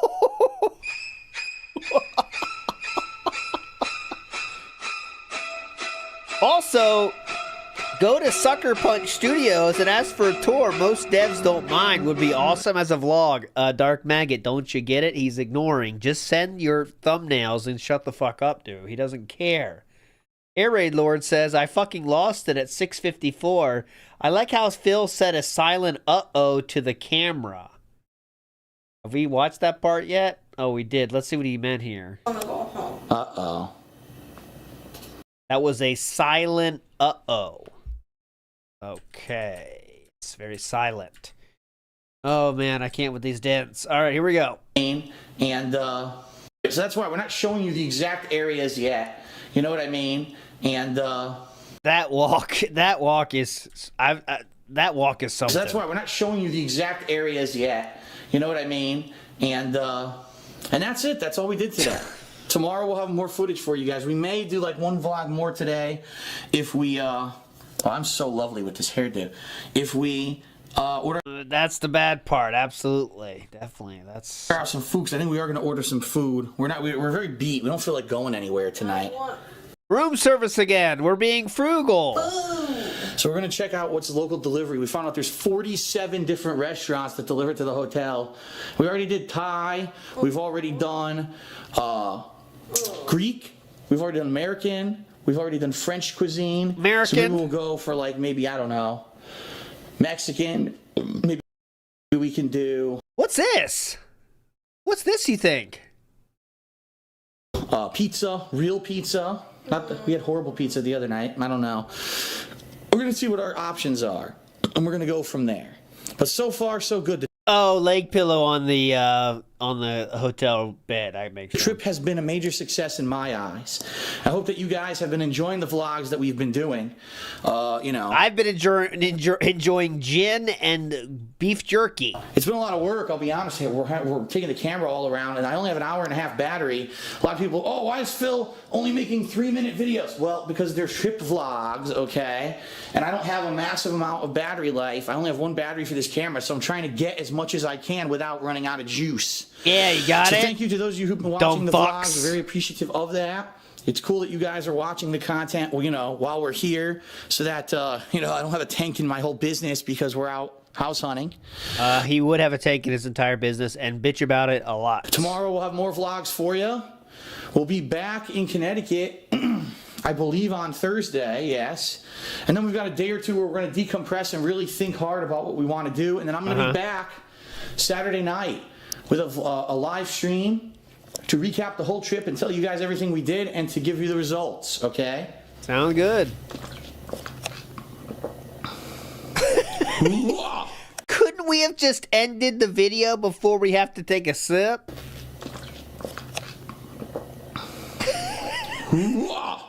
Okay, so that is it. This may be the only vlog for today. We may vlog. He was out of breath. He needed a drink mid-vlog. Food later, I'm not sure. We're going to find out, but that is it. I'm signing off for tonight, for Tuesday. The local area search has been successful. Tomorrow we'll be back with, tomorrow we'll be back with more content for you. A lot more than today. More similar to the days, you know, previously where we went around and did fun stuff. That's going to be tomorrow. So that is it, everybody. Have a good night. See you later. All right, the end of day 5 with Panda. I already saw the comments. Let's go to day number 6 now. We do get a little more action, but of course we are being frugal. We do need to get some food first. Ryan says he didn't even pretend Panda drank any. Well, I mean, she's not supposed to be drinking at this point, but, you know. Shopkeep Mike says, did he explain why Seattle to move to? He will in the wrap up. We're gonna get there. We'll get there. Aloha Snack Bar says 2 handles in 5 days is wild. Yes. So we first got there was 1 handle, right? 1 handle, but at some point he finished that bitch and needed a second. So yeah, 2 handles in 5 days. That's pretty impressive. Anybody says, how much would Phil say he drinks to his doctor? Oh, 1 or 2 a day. 1 or 2 a day on the weekends only. Absolutely. 1 or 2 a day on the weekends. Just to chill out for my back. 1 or 2 a day on the weekends. Friday and Saturday, by the way, never Sunday. Okay, so we are at the Pop Kitchen and Bar, which is located inside of the EMP Museum that we went to a few days ago. And the reason that we're here is because we wanted to grab food before we headed over to the Pacific Science Center, which is a different museum. Pre-museum burger. There's an IMAX theater, there's a bunch of cool stuff. And also we're going to ride the monorail and do some other stuff today. So, this is basically one of the best places close by. I got the Pike Place chicken burger. Ooh. Leanna got I think it's a wild berry salad. The farmer's market berry salad with chicken. Look at that, you got chicken, strawberries, blackberries, blueberries, nuts, all kinds of stuff. All kinds of stuff. Nice and healthy. Fuck that. And we got Parmesan fries. And then we said no. Parmesan fries. Parmesan garlic fries, right. And we said That's the side. no to healthy. Our final real, touristy meal when you think about it besides dinner tonight is our final full day here in Seattle. Jesus Christ. All right, when we come back, we'll probably be over at the Pacific Science Center. All right, pretty cool. So again, I did not there's 20 videos from that fucking museum, but here we go. Here's one for you. All right, so we're testing reaction time. How this works. It's gonna be terrible. You press start, then it says when the tone sounds, press stop as quick as you can. So we're gonna test her reaction time. 2015 minutes. Ooh. 0.27 seconds. 0.27, so about quarter of a second. All right, quarter Philip. Second reaction time for Leanna. Now, Go ahead, Philip. How will I do? Do you think he's gonna get worse or better than Panda? Okay. I'm gonna say better just because he now knows how it works. Ready? Hold on. Let me get in Grew a up in proper. arcades. It was all based off of visual. Whoa! Copy this drip. Let's go. You're gonna have like the worst. It's gonna be waiting Ready? for you at the top. Here we go. Ready? All right. Well, that was fast as hell. Not bad, considering if I had gotten it, would have probably gone All right, up let's to do it one more time. Okay, so he did pretty bad. He did just a little bit better than her this time. But let's see the next one. It's about a fifth of a slightly. second. You shaved it slightly. About a fifth of a second reaction time. It's cool. It randomizes it. You're shaving it down little once by you little. get ready, it's easier to do. You know. Okay, do Yeah. me again. Then I want to see because mine was really slow. Okay.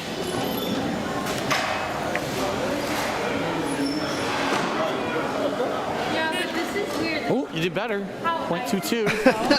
Okay, this is a lot of fun. She's going again. 0.21. Improved again. 0.23.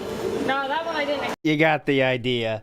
These videos got around 3,000 to 4,000 views, not too many views, and DSP would bitch about those later. Experiencing hot pot for the first time. It's unique and delicious. Vids coming tonight. As promised. Okay, so for our final For being frugal. major meal here during our Seattle visit, we're at the Roaring Bowl, which is a hot pot restaurant located only a few blocks away from our hotel. We've actually been waiting the entire trip to check this one out. And what this is, as you can see, we've got a bowl full of 2 different broths. We've got a wasami. I forget what the first one was called. Wasabi? The other one is It's basically miso but better. right, and this is Szechuan peppercorn. And what you do is you actually take meat and dumplings, you toss them in, you cook it here live, which is pretty. You cook it here live.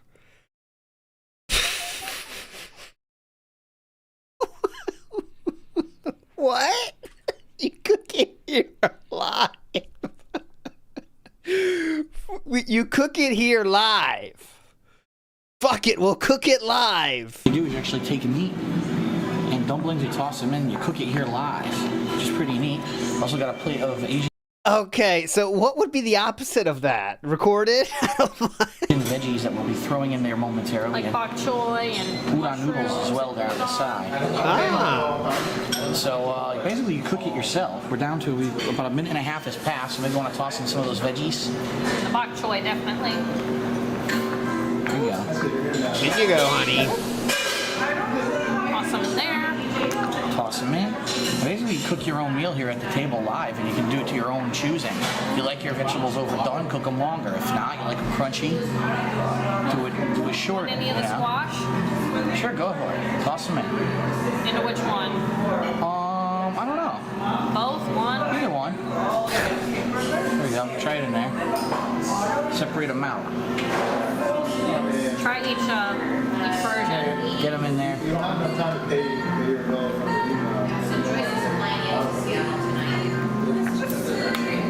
There we go.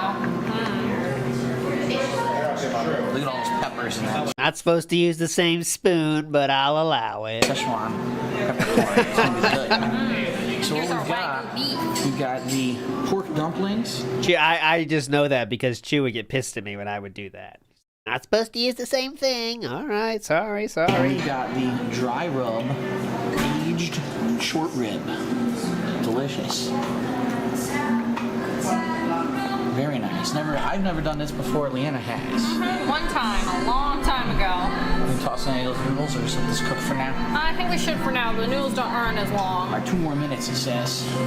2 more minutes. And this batch will be ready to eat. Very nice. So something different to end our trip. After this, we're gonna go back to the hotel room. We're gonna pack up some Any room service? stuff. I'm sure we're gonna relax a bit tonight. Tomorrow is our flight out of here, Drink another handle. and a long day of travel ahead of us tomorrow, and readjusting to the East Coast time zone. Should be interesting. So, what we'll probably do tonight, we'll probably do a final thoughts video. Are we throwing single noodles in? Trip. And We literally are. you know what we think of what we've discovered One noodle at a time, Panda. here. Okay, Waffle? And we'll go from there. All right, so hot pot dining, At the Roaring Bowl. roaring bowl. Very nice. One at a time, Waffle. Ooh, somebody peed in Chantal's 87 cups of rice, and she's mad. See, this. If we did random night, I'd have to watch this. That sounds funny, though. Triple T says, they didn't do a single non-tourist trap style thing. No. They looked at Yelp. That's literally what he said he did. You thought we were done with this restaurant. Big ups, Triple T, by the way. We're not done. This is part 2. All right, so quick follow-up, because we've been cooking for about 15 minutes now. We've got several rounds of food. I've already had a bunch of the short rib. It's absolutely delicious and spicy. The Szechuan peppercorn. We're actually our 3rd and final round of meat right now. And we're cooking 2 more dumplings over there. It's awesome because you get a variety of food. You cook it to the way you want. You get a variety of flavors. Really good. Interesting and different. That peppercorn is perfect for the meat that we picked. Oh, it's so good. And now we're going to have tofu in it this time. We took some tofu cubes and tossed them in there. We'll probably end up, the round of vegetables here near the end. So, just wanted to do a quick follow-up to show you, how it's going. It's going well. Good follow-up, Philip. This was definitely needed. This was definitely needed and required. Thank you for the 44-second update. There we go. Yep, we saw that one already. This is day 6. And he says the following: back at the hotel and starting to pack up for our return to the East Coast. Now uploading final batch of Seattle vids to King of Hate Vlahg. Okay? So we are finishing. Reno Ryan says they're white Americans. What do you expect? I know. Hopefully they explained it. Now we get to the post-trip FYI, we're home and safe after a tiring day of travel. That's about a, 5-hour plane ride? We'll definitely enjoy tomorrow as a chance to recharge after this trip. Timbo Slice chimes in and saying, Sting officially signed with WWE today. He should have debuted this past Monday. Hope we see him soon. That's very important. Thank you, Timbo Slice. I did not know that. Reviewing with Panda League Games all the restaurants we ate during our Seattle trip on Yelp during our final night together. What a trip it was. Very fun. They are spending their night reviewing restaurants they ate at. That's a very romantic night. Next, remember that tomorrow I return after my longest time off ever with my special trip recap conclusion stream. Did we find something we liked? We'll find out together. That's going to be our last video of the night.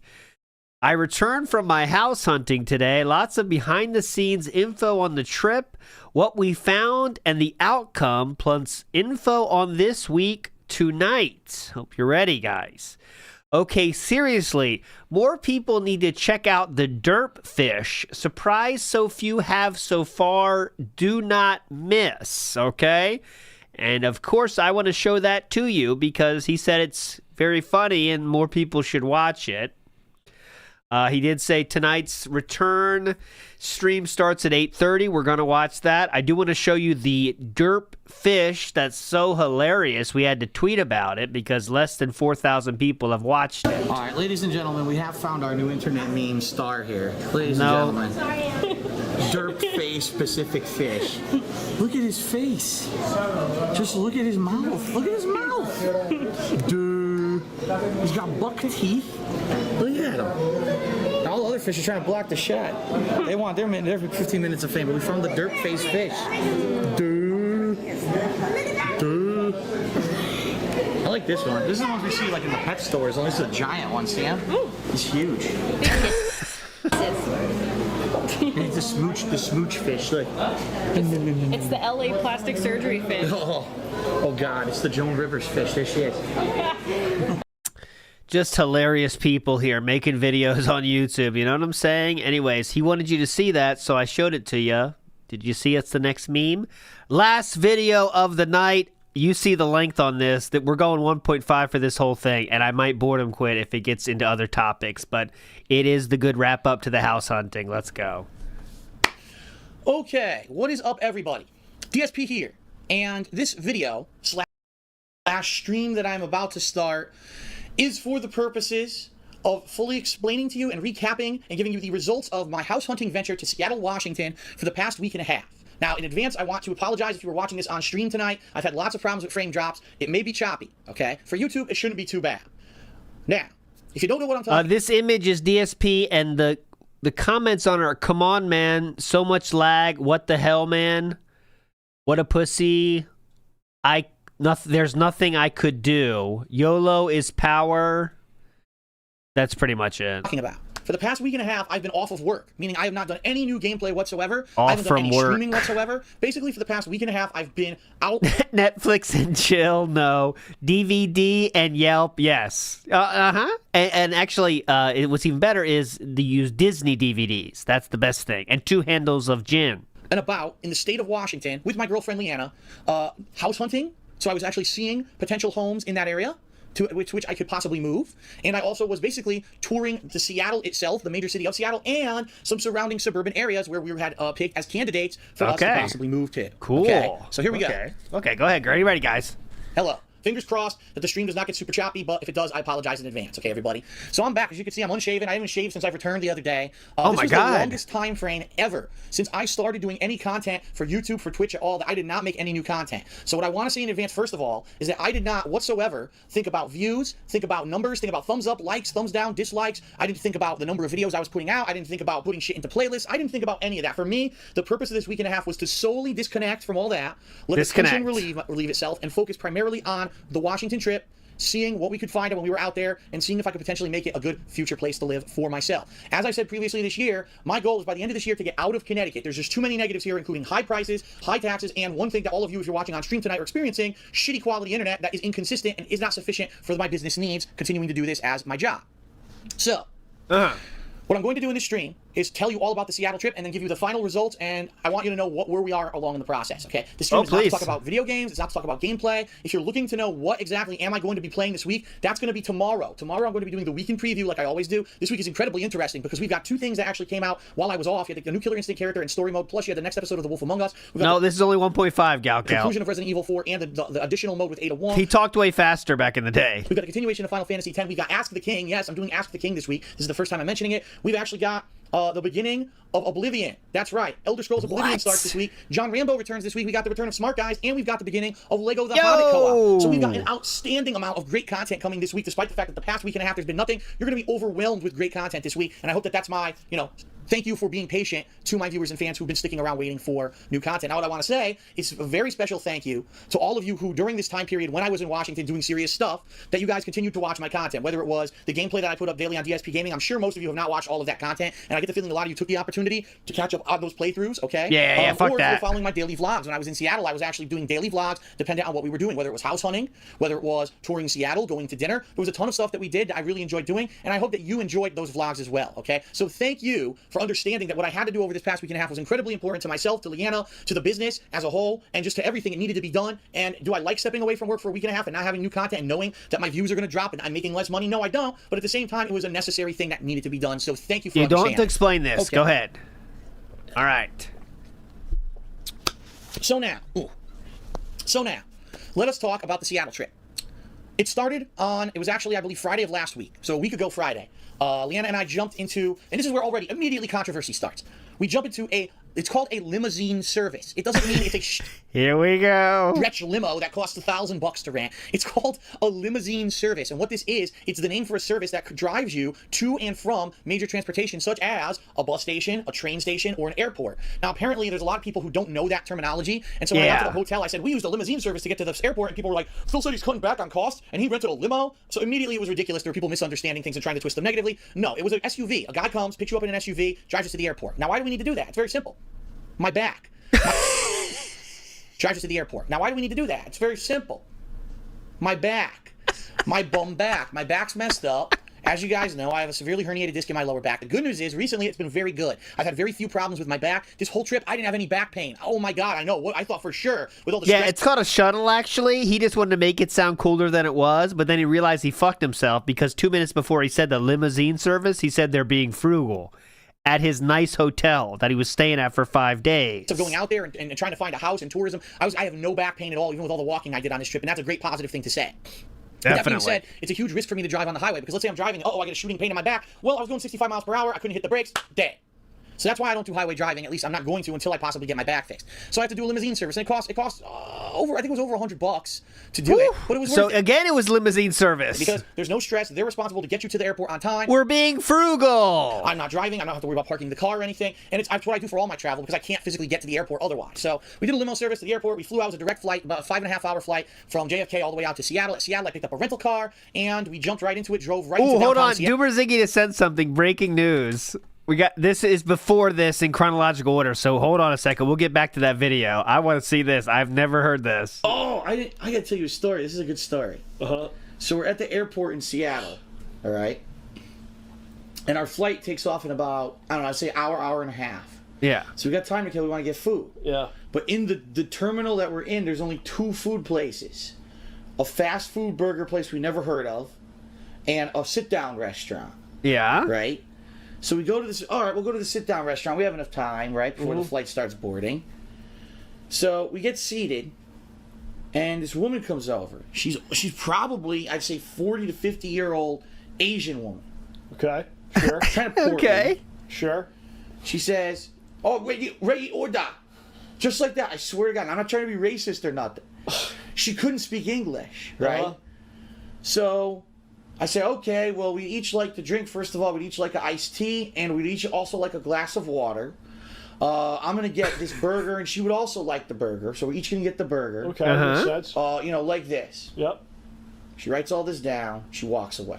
Oh no, where are we going with this? Comes back with 1 glass of water and 1 glass of iced tea. And she puts it down on the table in front of us, and she just stares. She doesn't say a word. And we're looking at her like, see what you're gonna do. What does she want? Yeah. And I was like, we ordered 2. We want 1 for each of us. And she looked at me with the most blank fucking stare. Like there's devoid of intelligence in her head. Like it was a fucking black hole in her where her brain was supposed to be. And she go, oh, well, I don't know. You figure out. And she walks away. Where was this? A restaurant in this terminal. In the airport? In the airport. Wow. It's full, by the way. The entire restaurant's full. It's seafood, burgers. Did she actually work there? Or she just sort of wandered in? So the entire time we're just sitting there staring like, what the hell? Like, what just happened? I wonder how true this is, you know, but She okay. understands English. Okay. This woman blatantly does not understand English. Interested to see where this goes. So we're waiting.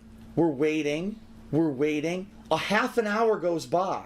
So we've been in this restaurant for almost 50 minutes. Okay. She brought us no food. Right? At this point, we're like, she never came back.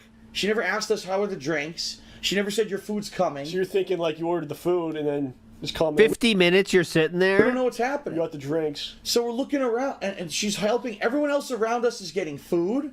Yeah. Everyone else around us is being helped, and we're just sitting there like assholes with 2 drinks. Yeah. So I said, fuck this, and we got up, and as we're walking out, she runs up to us. Whoa, you come back? I said, I ain't never coming back here.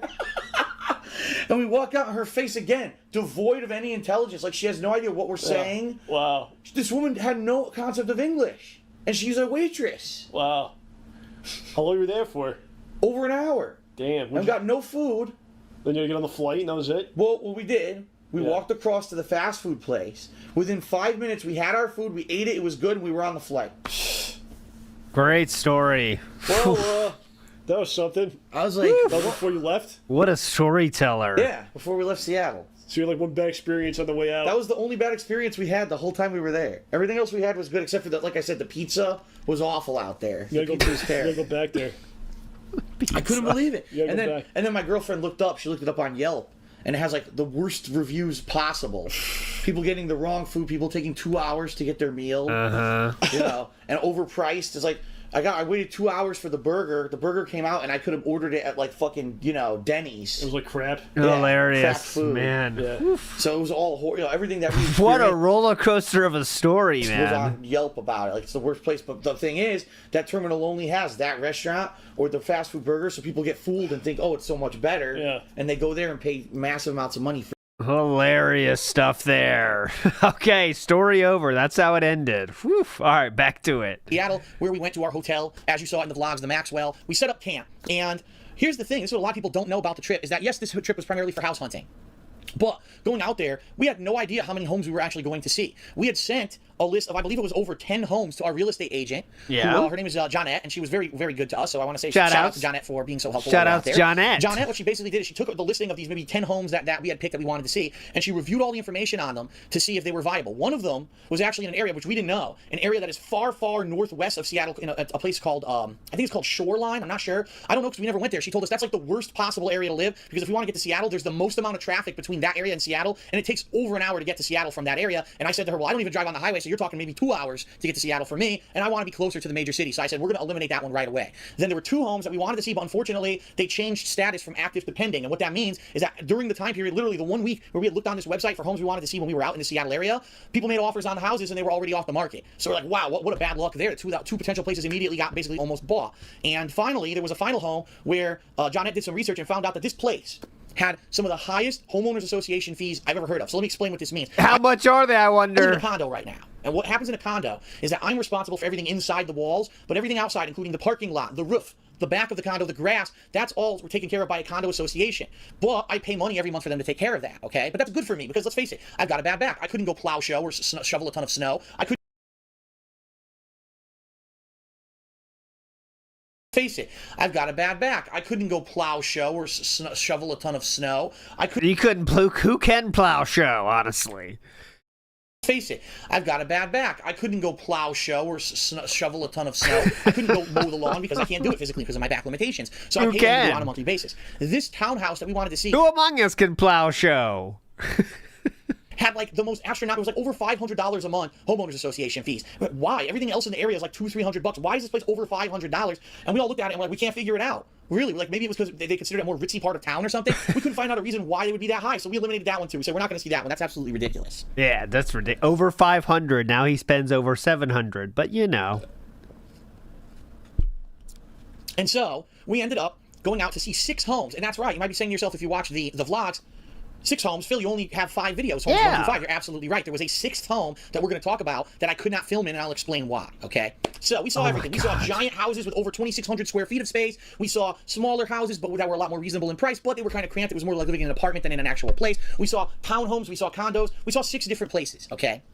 And really what it comes down to for what we're looking in a house is a few things. Number one, we really want a house with 3 bedrooms. The reason we want that is because we want a room for our real master bedroom to sleep in, a room that I can make my office. So for the first time, instead of me doing this from my living room, I actually have a professional-like office where I can do my work from, where I can do a green screen, where I can do effects, where all my equipment can actually be hooked up nicely and neatly instead of how I do it. That would never happen. That would never happen. Right now, which is incredibly guerrilla style and really is not very professional. It would still stay guerrilla style, not very professional. And then we want a 3rd extra room where, for the time being, Leanna could set up her stuff. Maybe she could do her soap making and stuff in the room, or eventually we could turn it into that would be a boxes and home gym now. Something else, but we want that extra space because without it, we feel we'd be cramped. We have no flexibility at all to do anything. Okay, that was the primary thing that we were looking for when we were looking for this house. Number 2, we wanted a place that was much bigger than this condo. This condo I live in right now is 650 square feet. I know a lot of you might not know because we don't use feet as a unit of measurement outside of the U.S. Not many people do. But basically, we were looking for a place at least double the size of mine right now. If it wasn't double the size, it wasn't worth it to double the amount of money that I pay for the place, right? Okay. So that's kind of the mindset we have. And number 3, something that's going to give us ease of use. And when I say that, I mean number 1,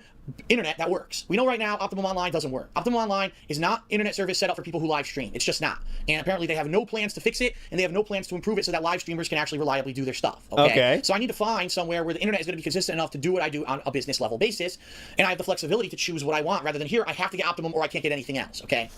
Number 2, ease of access when I mean physically. So for example, right now I live in a condo where when I go shopping, I have to carry heavy bags from my car to a staircase, up a staircase, through 2 locked doors, finally into my kitchen. I wanted to look for a place where if I'm, with my back, again, my limitations, more ease of use where I could just, I have bags, walk right in the door, you're there, you're done, rather than going through all this rigmarole to try to get stuff inside the house. That's always been a pet peeve of mine about this place, is the pain in the ass to get stuff inside because there's so It's all about the back, apparently. Go ahead. So 3 bedrooms and back. All right. doors and shit to go through. Yes. So those were the primary things we were looking for. There were other additional things we were looking for, such as a big garage, maybe even additional space outside of bedrooms, maybe an extra room or 2, a nice bathroom, obviously, a nice kitchen. And what we found as we went through all these homes is that there was not one home in any of them that had everything. It was funny because it was the first home we went to was the largest, over 2,600 square feet, and we're blown away. We're like, this is an incredible amount of space. We could, there's more than enough for one of these to be my office, master bedroom, and they had like 2 spare bonus rooms, a den, and an extra storage area. And we're looking, and then the kicker that happened was that we go through this whole house like blown away, and we look out the window.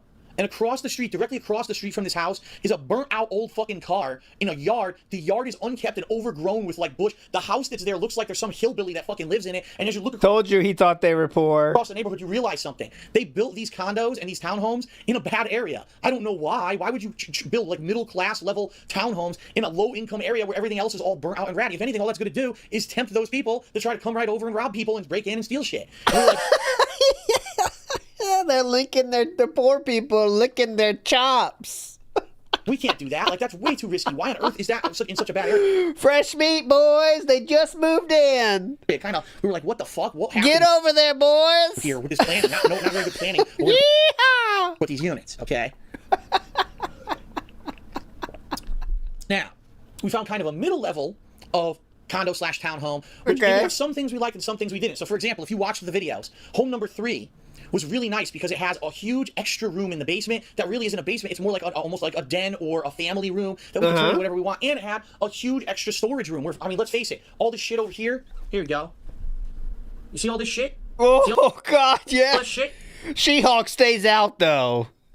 She-Hulk's still getting some use, I think. That's why she's not put in the box yet. She goes last. It's shit. It's not really. That's a respect thing. What that is the box is for all of my models.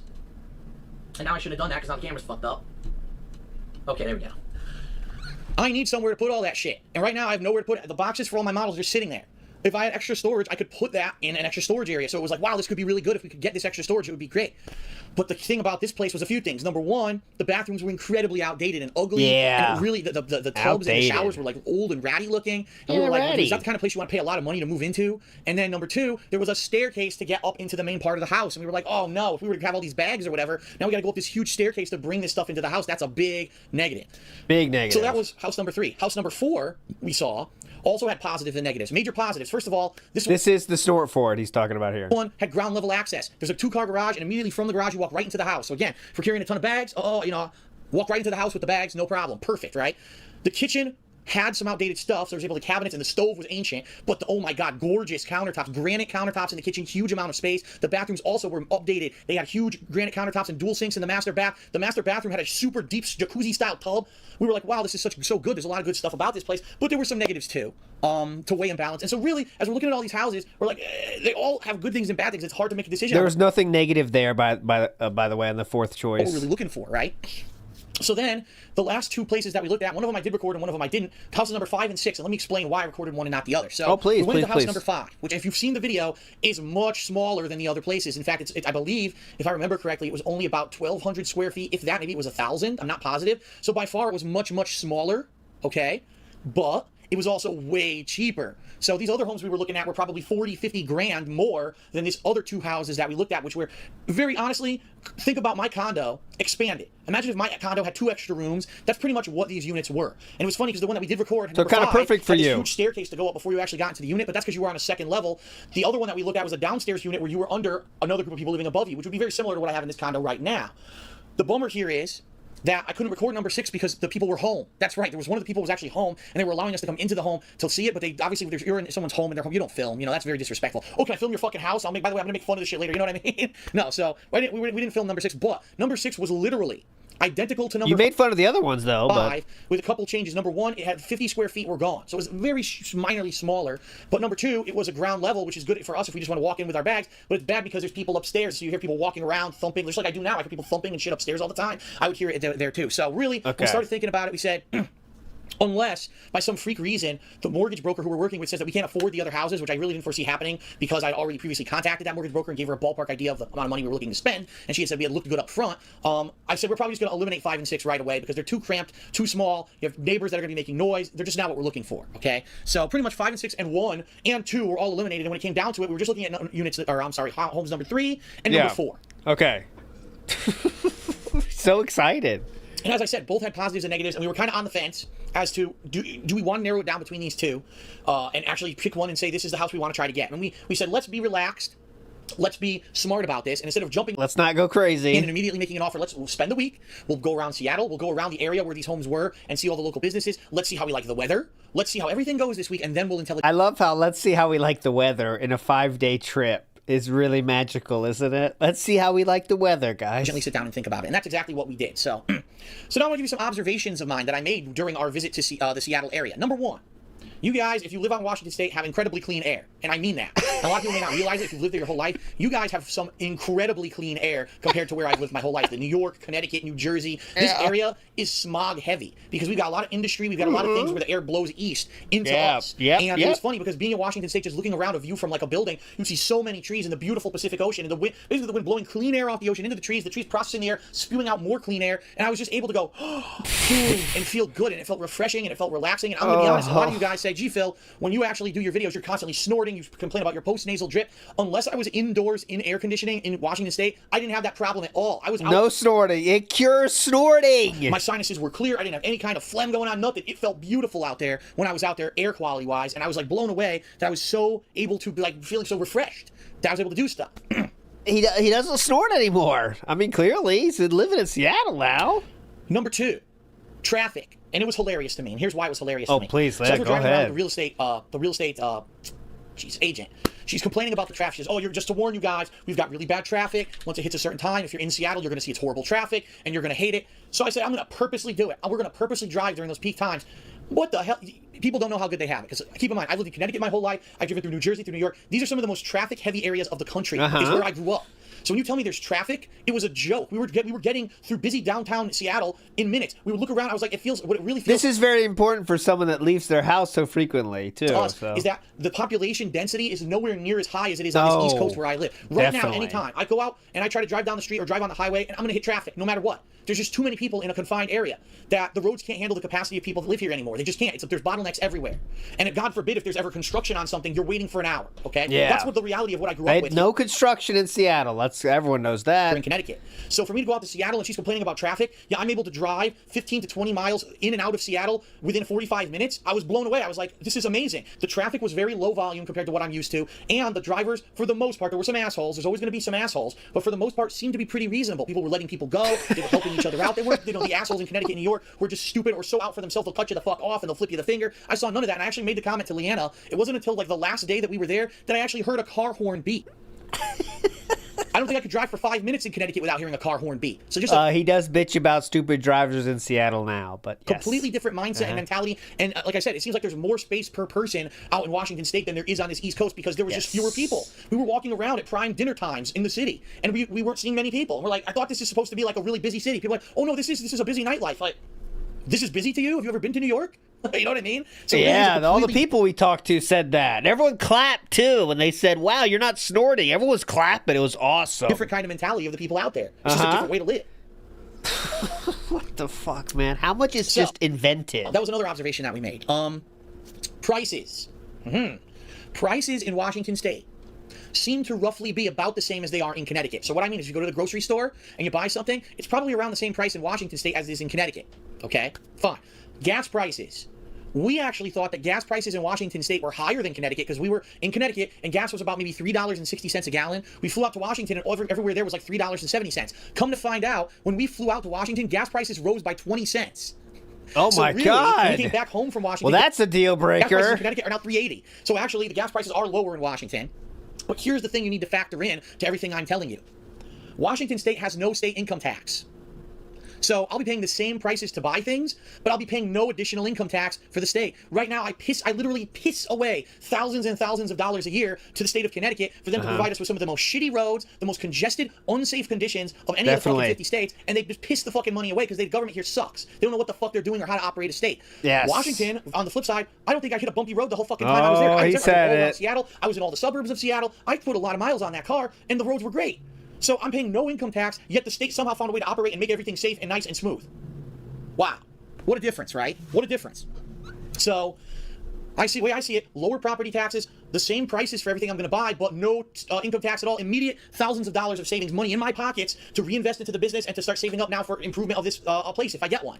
Saving up. You know what I mean? Immediately, I'm probably going to have to paint the walls, buy new appliances, furnish the place with furniture. That's just money in my pocket to do that, which is awesome, okay? Awesome.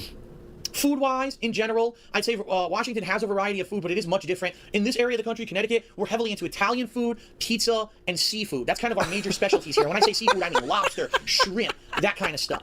In Washington, they have their own specialties. So they specify Asian food, such as Thai food, other kinds, Chinese, sushi. They do have He speaks for all of Connecticut there. seafood, but the seafood's different. They actually focus not on... He just so flippantly speaks for everybody there.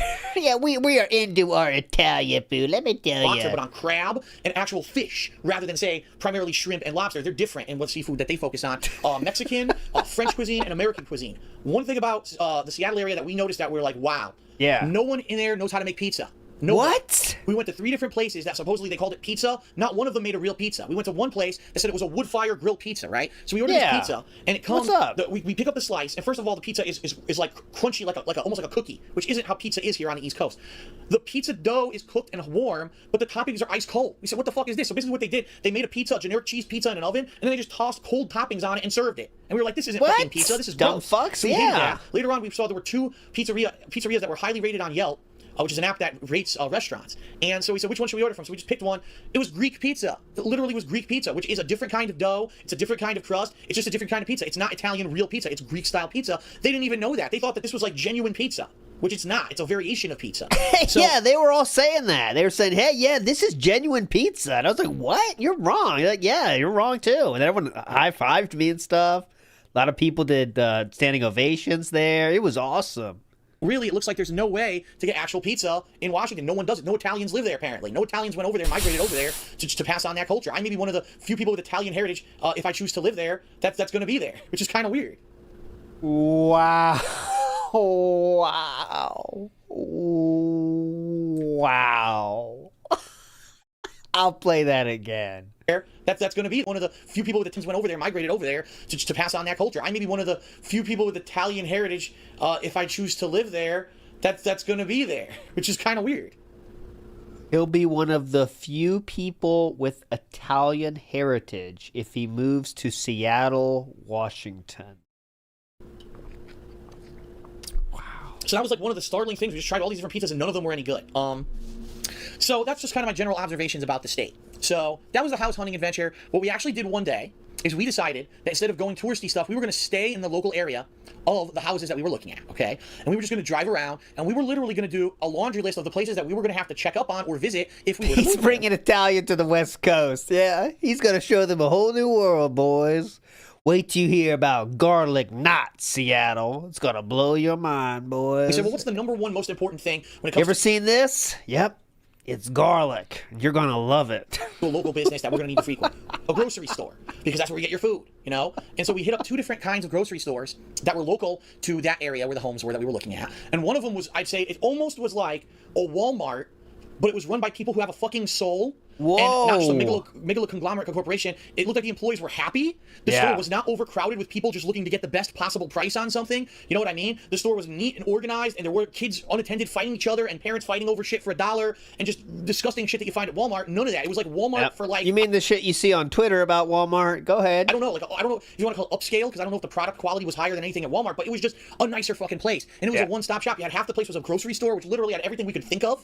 Okay? Oh, it's just more expensive. Go ahead. And the other half was kind of like a department store or a Target. There were clothing. You could get things for the home decor. There were tools. There was gardening. Anything you could think of was in home decor place. All one decor. There were tools. There was Target. There were clothing. You could get things for the home decor. There were tools. There was home decor. Gardening. Anything you could think of was in this place. All one stop. That's why I think Walmart, but Walmart's such a shithole. I wouldn't, that's why I'm kind of trying not to draw a parallel between it, because they're a much better place. The other place was primarily more like a local market, and it was big. It was bigger than the ones that we have here in Connecticut, but it really made me. I drew a comparison to a local one here that we call Big Y. It really felt kind of like the same kind of a deal. Big when Y. it came to that business, and we liked both. We actually went to both. We're walking around. They have a lot of good things here. This is the kind of stuff that we would buy, we would eat or use to make meals and such. The one thing that was big difference between Connecticut and Washington State, you can sell liquor in grocery stores.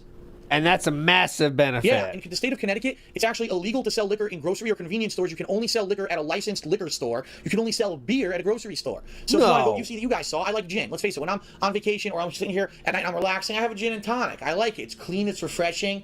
It gives you a little buzz, right? I like gin. If I need to buy gin in Connecticut, I have to make a special trip to a liquor store.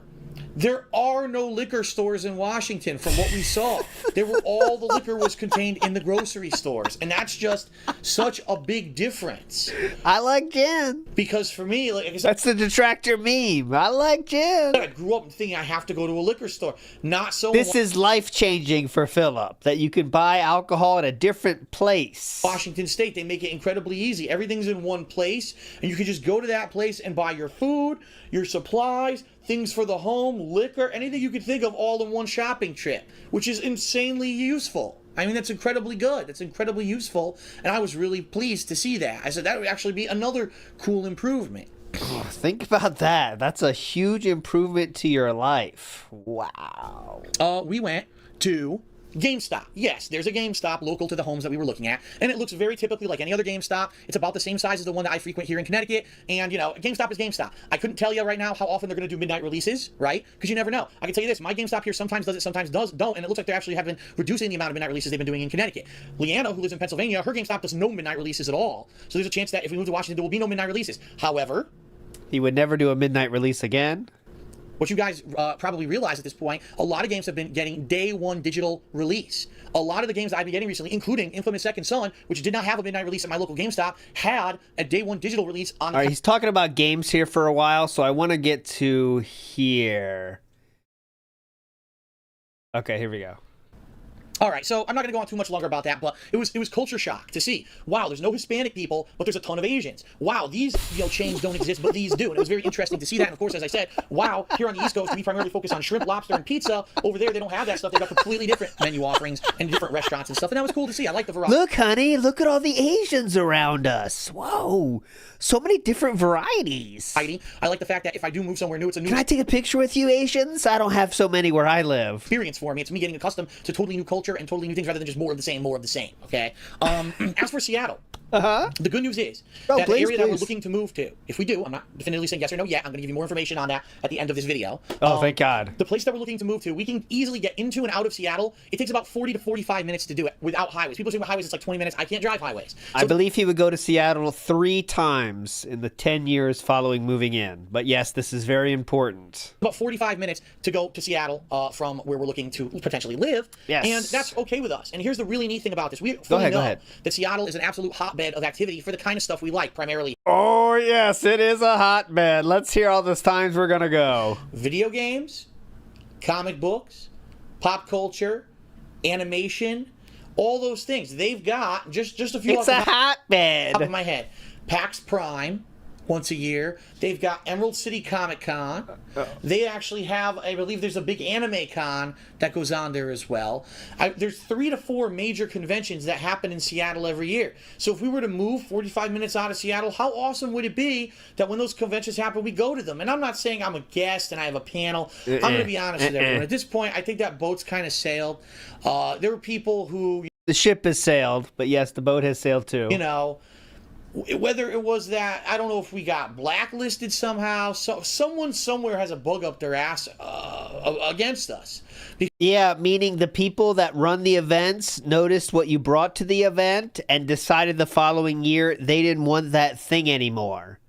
So yeah, if that means blacklisted to you, then yeah. Because how is it that I for years now I've been doing exactly what I was told by these convention people, and we always get denied. I'm going to give you a perfect example. Oh, please, go ahead. MagFest 3 years ago, had us as guests. We had a panel that was successful. In your eyes? We participated in events. We had 2 vendor tables. We had Yeah, vendor tables, okay, like everyone else, which they don't have any problem filling. Go ahead. a blast. We loved it. We had a blast.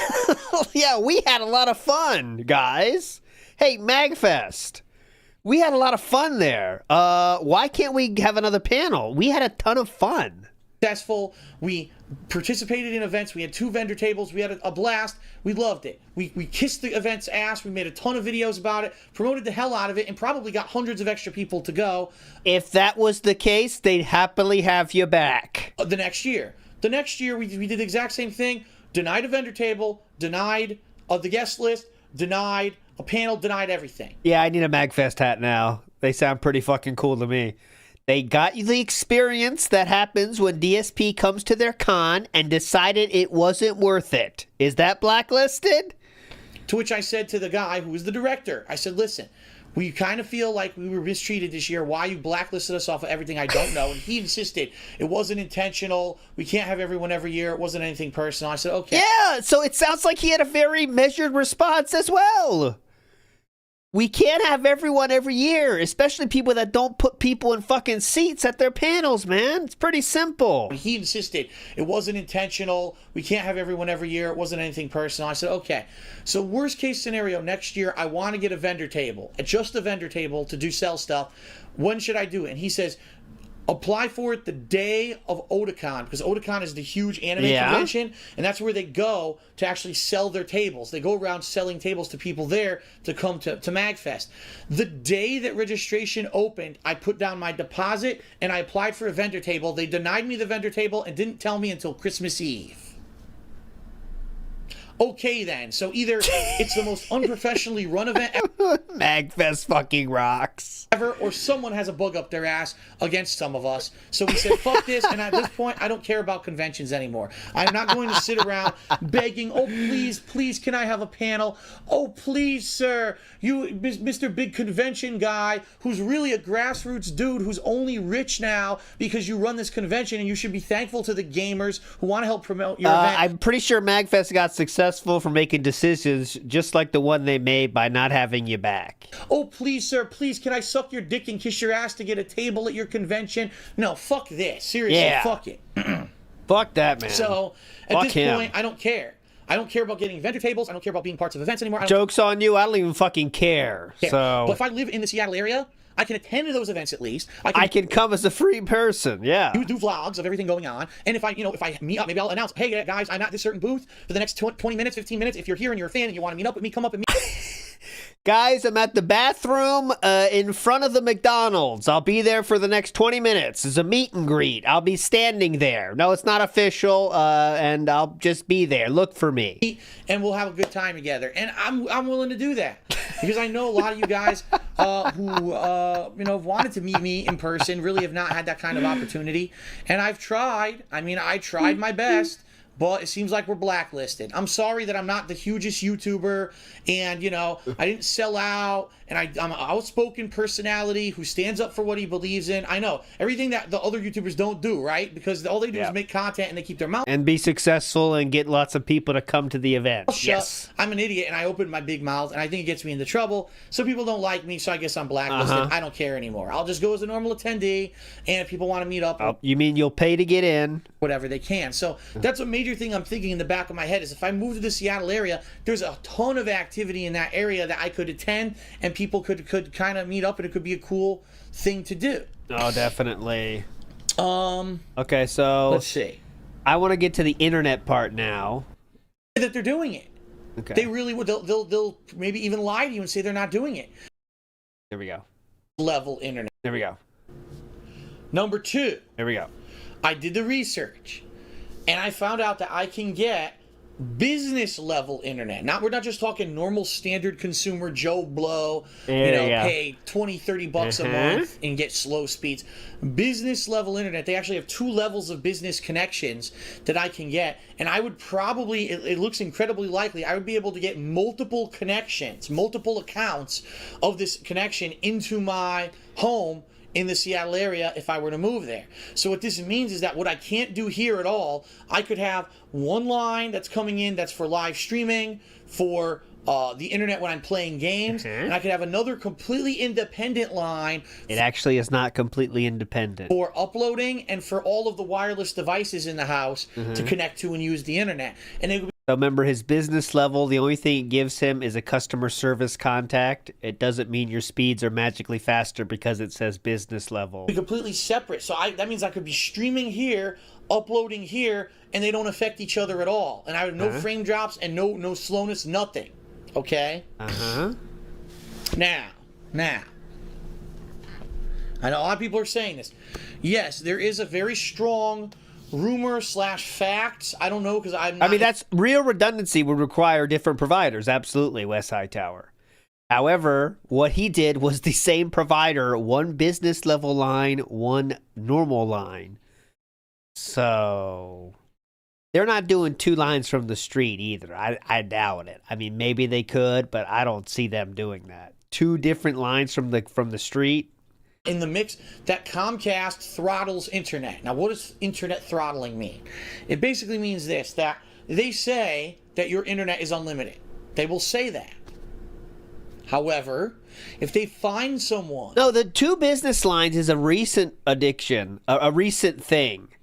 And I think maybe he upgraded one, maybe, because it definitely was not a business line before. He always would say 1 business line, 1 normal line. But he did recently say 2 business lines, didn't he? So maybe he upgraded one, which again doesn't mean anything except maybe they give you faster speeds, and again you have the customer service line. That's it. So, who in particular is using more internet than everyone else, they will cut them off at a certain point. Okay? Now, they won't say that they're doing it. Oh, shit, 1.5 They really again, would, my bad. they'll maybe even lie to you and say they're not doing it. But apparently it's been found that Comcast has been doing this. But here's the thing that I think will be different. If I'm paying for the more expensive business level line, and I explain to them up front, this is for my home business. If you throttle me, you're taking thousands of dollars out of my pocket. I could probably sue the fuck out of them if they tried to do it. Karen out. There you go. The difference is, the people who are complaining about internet throttling are the people who are paying 20 bucks a month, and they're on fucking torrents and uploading and downloading and streaming Yes. shit. Daily, I probably upload about 100 gigabytes of data or more. Fully, I understand that. But if I have business level internet, they better fucking well treat me like a customer who needs that internet working 24/7 for my business. Now, I could Yeah, be you better sue them. out of my ass. Yeah, please sue them. But I really feel that if I get the business level connection, they wouldn't throttle me. Okay. So that's what I looked into, and I said, don't get me wrong, it's more expensive than what I have right now through Optimum Online, and it's slower speeds. I shit you not. Right now through Optimum Online, I have about 80 to 100 megabit per second download and 30 megabit per second upload. That's what the speeds are right now with my speed boosting package or whatever. And I believe I'm paying like $70 a month, I want to say. The speed boosting package. Oh yeah, Philip, this is the speed boosting package. Now, it doesn't increase your speeds. Now, what it does though is boost your current speeds. So you'll still be sitting at about 70 or 80 megabytes per second, right? But they are super packets which travel faster once they get on that line. Can I sign you up for that right now? It's $20 a month. You in? Can I count on you right now? And listen, I see you're questioning this. You can ask yourself something right now. Tomorrow, the sun's going to rise tomorrow no matter what. Tomorrow that sun could rise with you with our super boosted package, or you could wake up like a normal schlub next door. Now you got a decision to make right now, Philip Burnow. What are you going to do? You going to wake up tomorrow with that sun beating down on that Italian face of yours, and you're going to have super speed packets, or you going to have broke boy packets? That's what I thought, Mr. Burnow. Thank you so much. I'll sign you up right now. Boosting package or whatever. And I believe I'm paying like $70 a month, I want to say, for the internet here. I'm not 100% on that. The Comcast internet is $100 a month, and it's only something like, I think it's like 50 or 60 download and 20 upload. The only level above that they have, if you pay like $200 a month, you can get like 120 megabit download, but still only 20 upload. For me, the download speed isn't the issue, it's the upload. So the most they do is 20, so what I'd probably do is get 2 of those $100 lines and have one for this and one for this. So I could easily have one going into yes, okay, there we go. My office for the streaming, for the internet for when I'm playing the games, and then another line going into another room where I have a PC set up that's just the upload PC. All I do is I load videos into it and I upload them. Okay. And I think that would be very beneficial. I don't think it would be, actually. No. Leanna got off the train in Philadelphia, but an accident happened on the highway, so they're stuck in traffic waiting for it to clear up. I cannot wait until she doesn't have to take the train to see me anymore and we live together. Seriously, you guys don't know. Well, some of you probably do know. Long-distance relationships, they're rough. Because not only do we not get to see each other all the time, this shit constantly happens where, all right, she's taking the train. Oh, no, the train's delayed. We missed the train. Oh, the train's in trouble. Then you get off the train. Now I got to pick her up. Oh, no, there's traffic. Oh, no, the highway shut down. Oh, no, it's so grueling. And so I cannot wait till we finally get a place and we can live together all the time and not have to worry about this bullshit, okay? But anyway, I digress. That's probably what I would do. Have the 2 separate internet lines to set stuff up no matter where I choose to live. So... All right, let's fast forward to the gated community talk happening in just 2 minutes from here, okay? Here we go. And it was on a street that potentially we could have noise from traffic going on. That could interfere with the business, definitely. Okay, I'm just looking out the window. You can see this busy road next to it. And a few other things here or there were kind of detriments. House number 4, the positives, ground level access, okay? A full washroom, meaning a washroom that not just had the washer dryer, but also storage space and stuff around it, which would be tremendously useful. An amazing countertop in the kitchen and in the bathroom. All right, we loved it. We loved the granite countertops. We thought that they were amazing. And we were just blown away. The bathroom is a gorgeous master bathroom, but you're sacrificing a little bit. It's less square footage, 300 less square feet than house number 3. But, and this really, I have to say, this was the kicker for us. House number 4 is in a gated community. There you go. Let me explain to you what that means and what a tremendous positive that is. Told you. In this gated community, you cannot even drive near the houses until you know a gate code. All right? If someone finds out the gate code that's not supposed to know it, you can call the condo association and have it changed. They can't get in front or behind the house. No, you can't even see the house from the street. It's recessed. It's in the back in this gated community. Okay? So Told you. I know a lot of people in recent, months have brought up silly things, but also very serious things. Silly things and very serious things. For example, revealing someone's personal information, pranking someone who's a public persona on the internet. And it's happened it's happened to a lot of people. I was watching a video of Boogie a few months back where he had mentioned that, when he was talking actually about the situation with Total Biscuit and how Total Biscuit had lost his mind and basically didn't want to interact with his fans anymore. He said he was losing his hair was going white, and he was in his 20s and he couldn't take this shit anymore, right? Because of all the negativity and shit. And Boogie had mentioned that people would order him a dozen pizzas and send them to his house. So now he has to explain to this poor pizza delivery person who shows up late at night that he really didn't order the pizzas. It's some fucking asshole who's pranking him to do stuff like that. For me, living in this condo, I have not been affected by that at all. Not to say that people haven't tried stuff, they have. It doesn't work because in this condo, you cannot get to my physical unit without going through a security door, which no one will let you in unless they buzz you in. I don't buzz strangers in. So pizza comes, pizza's not getting in. How did Air Raid Lord get in? Because I didn't order it, right? Only when I know that people are coming do they get in. So to be in your own gated community would be a tremendous asset for someone like me who has a public persona. Undoubtedly, there will be people who try to find out my phone number and find out his address and try to do malicious shit. Being in the gated community would negate most of that. Told ya. So I thought that would probably be the kicker. And honestly, after the whole week we thought about it, we said, if we were to get a place out of all these, it's going to be house number 4. And it's funny because we were kind of not paying attention to what people were saying in the videos that we've uploaded. And keep in mind, it was a week ago today that we uploaded those house hunting videos. Today we looked, unit number 4 has the most views, has the most thumbs up, the most comments, and the most people saying that house number 4 from all the ones that they looked at seems... It has the most thumbs up. That's the perfect place to make the biggest purchase of our lives. Yeah. It has the most comments. Good point. That's the best way to choose a house, honestly. Look at the most popular video. seems to be the place for us. And we were like, wow, like we actually, our mindset is completely in line with our viewers and fans. How sweet is that? And we all like saw what was available and we came to a consensus, right? It's so weird, actually. Pretty neat, so, man. Now I want to get you guys up to speed on the skinny, and we'll finish this off soon because I don't want to talk all night, okay? Yeah, please. I want to give you the skinny on what exactly is going on in the process. Go ahead. Real quick, because formerly Chuck said he's Polish LARPing as Italian. Well, he's one of the only Italians living in Seattle, so he might be Polish too. I don't know how many Polish people live there. A lot of Asians. Bone Rang says the GameStop was in the middle of size. Yes, but we're not sure about the midnight releases yet, which he would not do anymore, so I guess they didn't. And Tony T says the room was filled to brim, though, dude. Big up, we Tony decided T. that it was home number 4 that we wanted to possibly get. We said, all right, here's what we need to do now. We know the price. We know the homeowner's dues. We know the yearly taxes. We know all this information. We now have to give that information to my mortgage broker and say, here's the actual information. Can you do your math, your magic, and tell us, with my debt ratio, do I budget for this home? Now, for those of you who are not in the mortgage business or the finance business, you don't have a fucking clue what I just said. Here's how it works. If you are a mortgage lender or broker, which I used to be, I used to work for Wells Fargo, so I know exactly how this works. What you need to do is this. You need to take, you have to create a loan to debt ratio. And here's what that is. Income. So how much does Phil make on average on a month? Boom. That's a number, okay?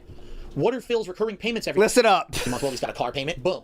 He's got the current mortgage on this place. Boom. Even though that's going away, I haven't sold this place yet. They have to factor that in, okay? He will end up not selling that place. He's got a credit card. Boom. He's got phone bill. Boom. They put that shit in there that, every month I pay on a normal basis. Boom, boom, boom, boom, boom. He's got credit card. Boom. He's got credit card. Boom. He's got credit card. Credit card. Credit card. Boom. Credit card. Boom. Credit card. Boom. It's all a number. They subtract all that, all right? Subtract all that. It's magic. And we got another credit card. Boom. Percentage ratio they need to use. And then from what's left, the net that's left after all that, they have to see the payment that it would be for this new home. Is it less than what I would still have left coming in? So, for example, the mortgage payment plus the homeowners association dues plus the taxes for 1 month, is that combined payment less than what I had left in my loan to debt ratio? And the answer was yes. We budgeted for the house. So the bottom line is we do budget for home number 4 if we so choose to do something. He's using very weird wording for me. I've never said we do budget for home number 4. I've never heard that wording of it. Yes, we do budget for home number 4. He means that means they're accepted. Well. Hold on. And so you may say to yourself, okay, Phil, well, sorry, I just realized I had extra light on. You've been talking now for over an hour about this. Telling us all about the trip. Did you come to a decision? Because here's the thing. During this whole trip, I was getting constantly messaged, whether it was on Twitter, messages on the videos, posted up. I even saw people posting on the forums and such. Phil, this is great that you're in Seattle, but when are you coming to Texas? When are you coming to Florida? Because you said that those are also 2 potential locations. That was one person that I saw, Dark Maggot, and I showed it to you. For where you would want to move and live. Well, here's the thing. Dallas, which is the area we're actually considering moving to, I've been to already. A year ago, we went to the Dallas area to attend SGC, Screw Attack Gaming Convention. So I know exactly what the summers are like there. I know what the prices are like there. Now, no, I have not looked at physical homes in the area, but I haven't seen the Asian density there or the Italian pizza situation. In general, I kind of know what it's like there. Oh, okay. I've been there multiple times in my life. I was there 2 years ago for vacation. I know what the weather is like there. I know all the low Asians there. All the hurricanes. I know that there's actually, even though the prices are low and the taxes are low, there's more Italians there. That's a positive. But there's special things like insurances you need to get for flood zones and such because there's so much bad weather that could also screw things up there. The bottom line is we were considering all 3 areas. But after much consideration, we thought that if we could make Washington and the Seattle area work, that would be number 1. If we went out there and we really didn't see anything that we didn't like, we were just kind of disappointed, then we would move on. And quite honestly, probably number 2 in line would have been Texas and the Dallas area. But we've gone out there and we really like house number 4. We think that if we were to get house number 4, that we would be able to make everything happen that we want to happen. I actually even saw, here's a place I could put my desk with dual monitor setup. With my streaming equipment there, I could put like a little love seat or something next to it. There's a big blank wall. I could use that wall. I could set up a TV, but I could also use the blank wall for filming and a green screen. I could do this. I have all these ideas I'm brainstorming in my head for this room that we saw that could potentially become my office in house number 4. And the beautiful bathroom, the beautiful countertop in the kitchen, the gated community, we're sold. We're sold. We want that house. And so I made the decision I sent the email last night to my real estate agent that I would like to make an offer on the house. Now, you might say to yourself, that's great, Phil bought the house, it's over. No. That's not how it goes here in the United States, okay? Here's the process. I'll explain it to you guys. Oh, God. So now what has to happen is this week, I have to sit down with my real estate agent, and we have to talk over numbers, because the house has an asking price on it. But that doesn't mean that's what I'm going to offer. I'm going to try to undercut them. I'm going to try to say, okay, well, that's what you want. I'll give you 15 grand less. That's my offer. If you leave the cheesy puffs, I'll pay an extra 500. What do you say? And they may say, no. You want that? All right, we'll work with you. We'll play hardball. We'll lower the price $3 grand. And I say, well, wait a minute. Okay, you lowered the price $3 grand, but also there's $5,000 of closing costs that I have to go pay the mortgage broker. And Yeah, but what about the water damage? Okay, I did see some water damage. Okay, so yeah, I'll pay an extra $1,000 for the water damage. Thanks. Estate agent and Joe Splamoni over here on the side, whoever the hell he is. Apparently, I have to pay him for some reason. You know, all those people, middlemen, have to get paid. I don't want to pay that out of my pocket, so we're going to factor that into the loan, but you're going to pay for it. To which the seller might say, okay, well, you know what? All right, so we'll lower the price $3 grand, and we'll agree to pay the closing costs. Yeah. Is that good enough? We'll agree to all that shit if you don't make us do an inspection. Oh, yeah, that sounds pretty good. Me and Leanna did a very thorough inspection ourselves anyway. Say yes, and then we come to an agreement. Then what has to happen? We have to get lawyers involved, because what will happen is if there's an acceptance of my offer, I go back to the mortgage broker. She draws up the legal documents, you know, the interest rate and everything on this mortgage of what it's going to be. Then I have to get a lawyer to review that document, make sure that everything there looks good, the I's are dotted, the T's are crossed, that everything there looks legal and looks good. That she or he, whoever the lawyer is that will review that document, will explain to me the document and what I'm signing and everything, yada, yada, yada. At the same time that goes on, my real estate agent will team up with an inspector. Oh, Rich Jester, this is the new thing. Saturday nights are nights for the boys. We stay up as long as it takes. We're almost done, though, tonight. Big ups, everybody, for chilling. I do like the Saturday night lore. I'm going to go out to this home and is going to check it from top to bottom. We're talking the plumbing, the electrical, the appliances, the windows to see if they're proper working condition, if they're leaking, the insulation, anything you can think of, the heating. He has to test, he or she, whoever the inspector is, tests everything while the realtor is there. And the job of the inspector is to find problems. He's actually they didn't do that. A problem seeker. And the reason you want that to happen is you want the problems to come out. They missed one of the most common issues that need to be found before you move in. So whoever did this did not do their job. Time, because the seller is legally responsible to fix the problems before you buy the home. If there's something that, you know, the inspector finds and they don't fix it in time, they have to still do it. And if they don't, like if it's something like a broken toilet, that's easy. Water damage is not. That's a massive problem, and somehow that slipped through the cracks of this inspector. Finds and they don't fix it in time, they have to still do it. All right. And if they don't, you can sue them. You can actually sue them after the fact, saying, no, you sold me a house that had all these problems. That's not right. You're supposed to sell it in working condition. So how's that going to work out? That's going to be a process that has to happen, okay? In addition to all of that, if something is wrong that is found, now the homeowner has to fix that before I buy it. In addition to all that, after all that's done, none of this happened. Now, these people apparently still live in the house, because if you saw the video, the house wasn't empty. There was furniture in there. There was all kinds of stuff, personal effects and things from the people. It wasn't empty. There was still some stuff in there. So now they got to get their shit out. When can they move by? You know, what point can they be out of there so that we can actually move in? And that's going to be another factor. Then when that's determined, now I have to figure out a way to physically get all of Leanna's stuff out of Pennsylvania, where she lives, to my place here in Connecticut, coordinate her visit to come visit me during that time frame, so that now we can have movers come here, pick up my shit, pick up her shit, and tote that shit across the country to Washington State, while we fly out there simultaneously to be there at the new home at the time when the movers show up, so that we can let them in and they can move all the shit in. So let's make it as complicated and as expensive as possible. There's an amazing amount of stuff that has to happen between now and the time that I can actually move to a new place. In fact, and also you have to buy a car before you move too, honestly. Oh, excuse me, lease another car before you move. Chance that maybe something could happen and I don't get it. There's been times when homeowners have their house on the market, they get the offer they want, and then they just decide it's not the right time, and then they don't fucking sell it. Which I know is unbelievable, but it happens. Yeah. Good sip. So, yes. I'm very excited. We are very excited that we went out there, we found a place that we like, that we found a potential new home, and hopefully this week, if everything goes correctly and everything goes right, I will be making an offer on this home. And then the ball starts rolling, the real stuff starts going in motion, and then we'll see exactly what happens, you know, in the near future regarding this place, and if we can actually get it. We're feeling positive, we're feeling excited, because there's a chance that within, say, 2 to 3 months, we could be in Washington State, in a beautiful new home, setting it up, furnishing it, and working to sell this fucking shithole where the internet right now is fucking up again and causing my stream to be fucking choppy. This would not happen either. Fuck Connecticut. Fuck Connecticut. I hate it. I cannot wait to get the fuck out of here and do my stuff professionally somewhere else. I can't do it here anymore. I just cannot be here anymore. I gotta get out. So, all right. We'll see what happens. We shall see what happens, okay? And, I will let you guys know every step of the way of the process, what's going on. Obviously, you're going to have to be in the loop because when we're moving, when that comes, there's going to be more downtime, right? Now, here's the thing. And I can't we don't need to hear about the show downtime. you my gaming calendar because obviously it's way over there in the kitchen and this camera wouldn't even be able to reach it. But I can tell you this. I'll pick up the mic and explain it to you. I see right now. Okay, we're not doing schedules. Let's go for here. Okay, so let's hope for the best and hope that by the end of the summer, we're in the new place. All right, everyone. This has been a great return stream. I thank you for watching. Have a good night, everyone. I will see you tomorrow for the weekend preview and for the first new gameplay in over almost 2 weeks. Thank you for being patient. Thank you for helping through views during this time when I was away. I'll see you all tomorrow. Have a good night. Whether it's on Twitch or YouTube, thanks for watching. Peace out. I'll see you then. And here's to the future, everyone. Very good. Thank you. Very good. Thank you.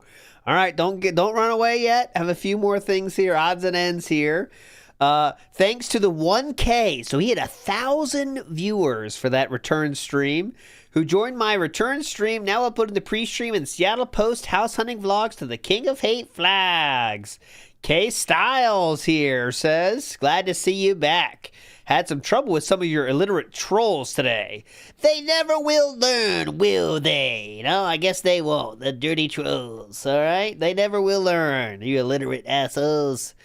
Thanks to those complimenting last night's Seattle vlog. Tried to make it as informative as possible. It's 90 info-packed minutes. Oh, you guys heard that was very info-packed, I'd say.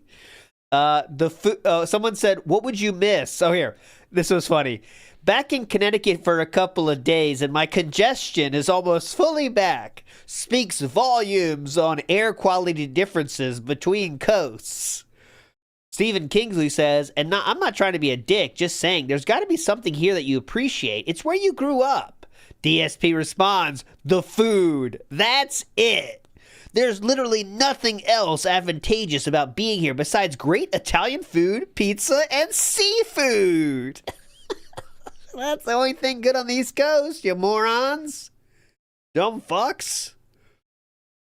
About 50 people unsub from DSP Gaming now that I've resumed normal uploads. Guess they thought I'd never return from Seattle? Okay then, LOL.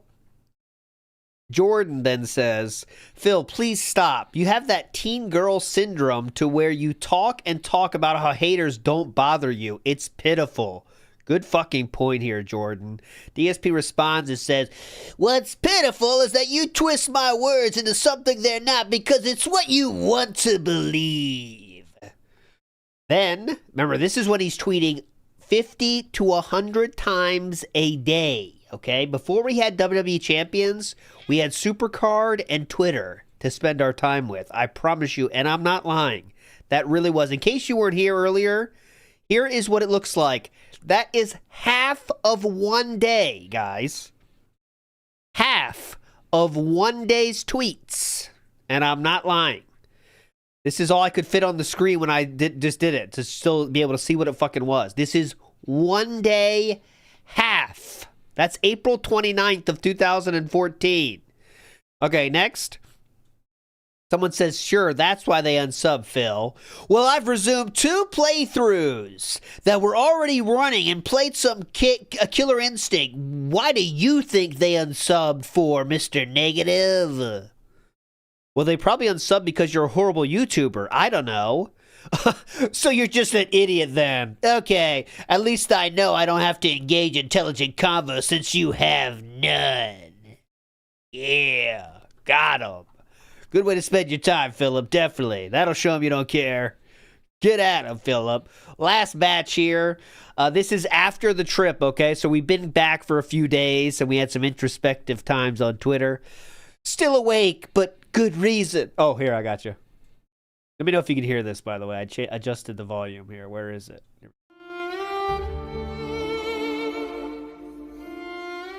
Still awake, but good reason. I got the new home in Seattle, but worried about affording it. I'm really going to need support to make it work. Emotional support, views, spreading the word about my content, subbing on YouTube and Twitch. Whatever you can do helps and is appreciated. This is a life-changing moment for me, and I doubt I'll get a good night's sleep for a while. If there ever was a time to rally, this is it!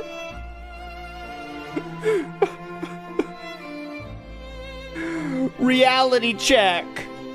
The new Seattle home means things will be tight from now on. It's been a long, hard road, and I'm not rich like idiots think. If 1/4 of my Twitter followers or 1/25 of my YouTube subs watch my vids, I'd be set for life. Now is the time to watch, if you can. Thanks for the positive replies. We all want the same thing. Better content in a better setting. I believe we can make it work together.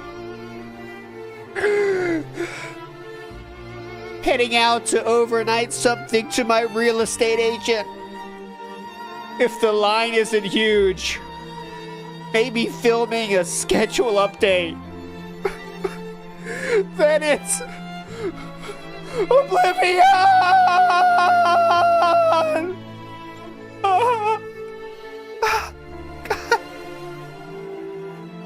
Okay.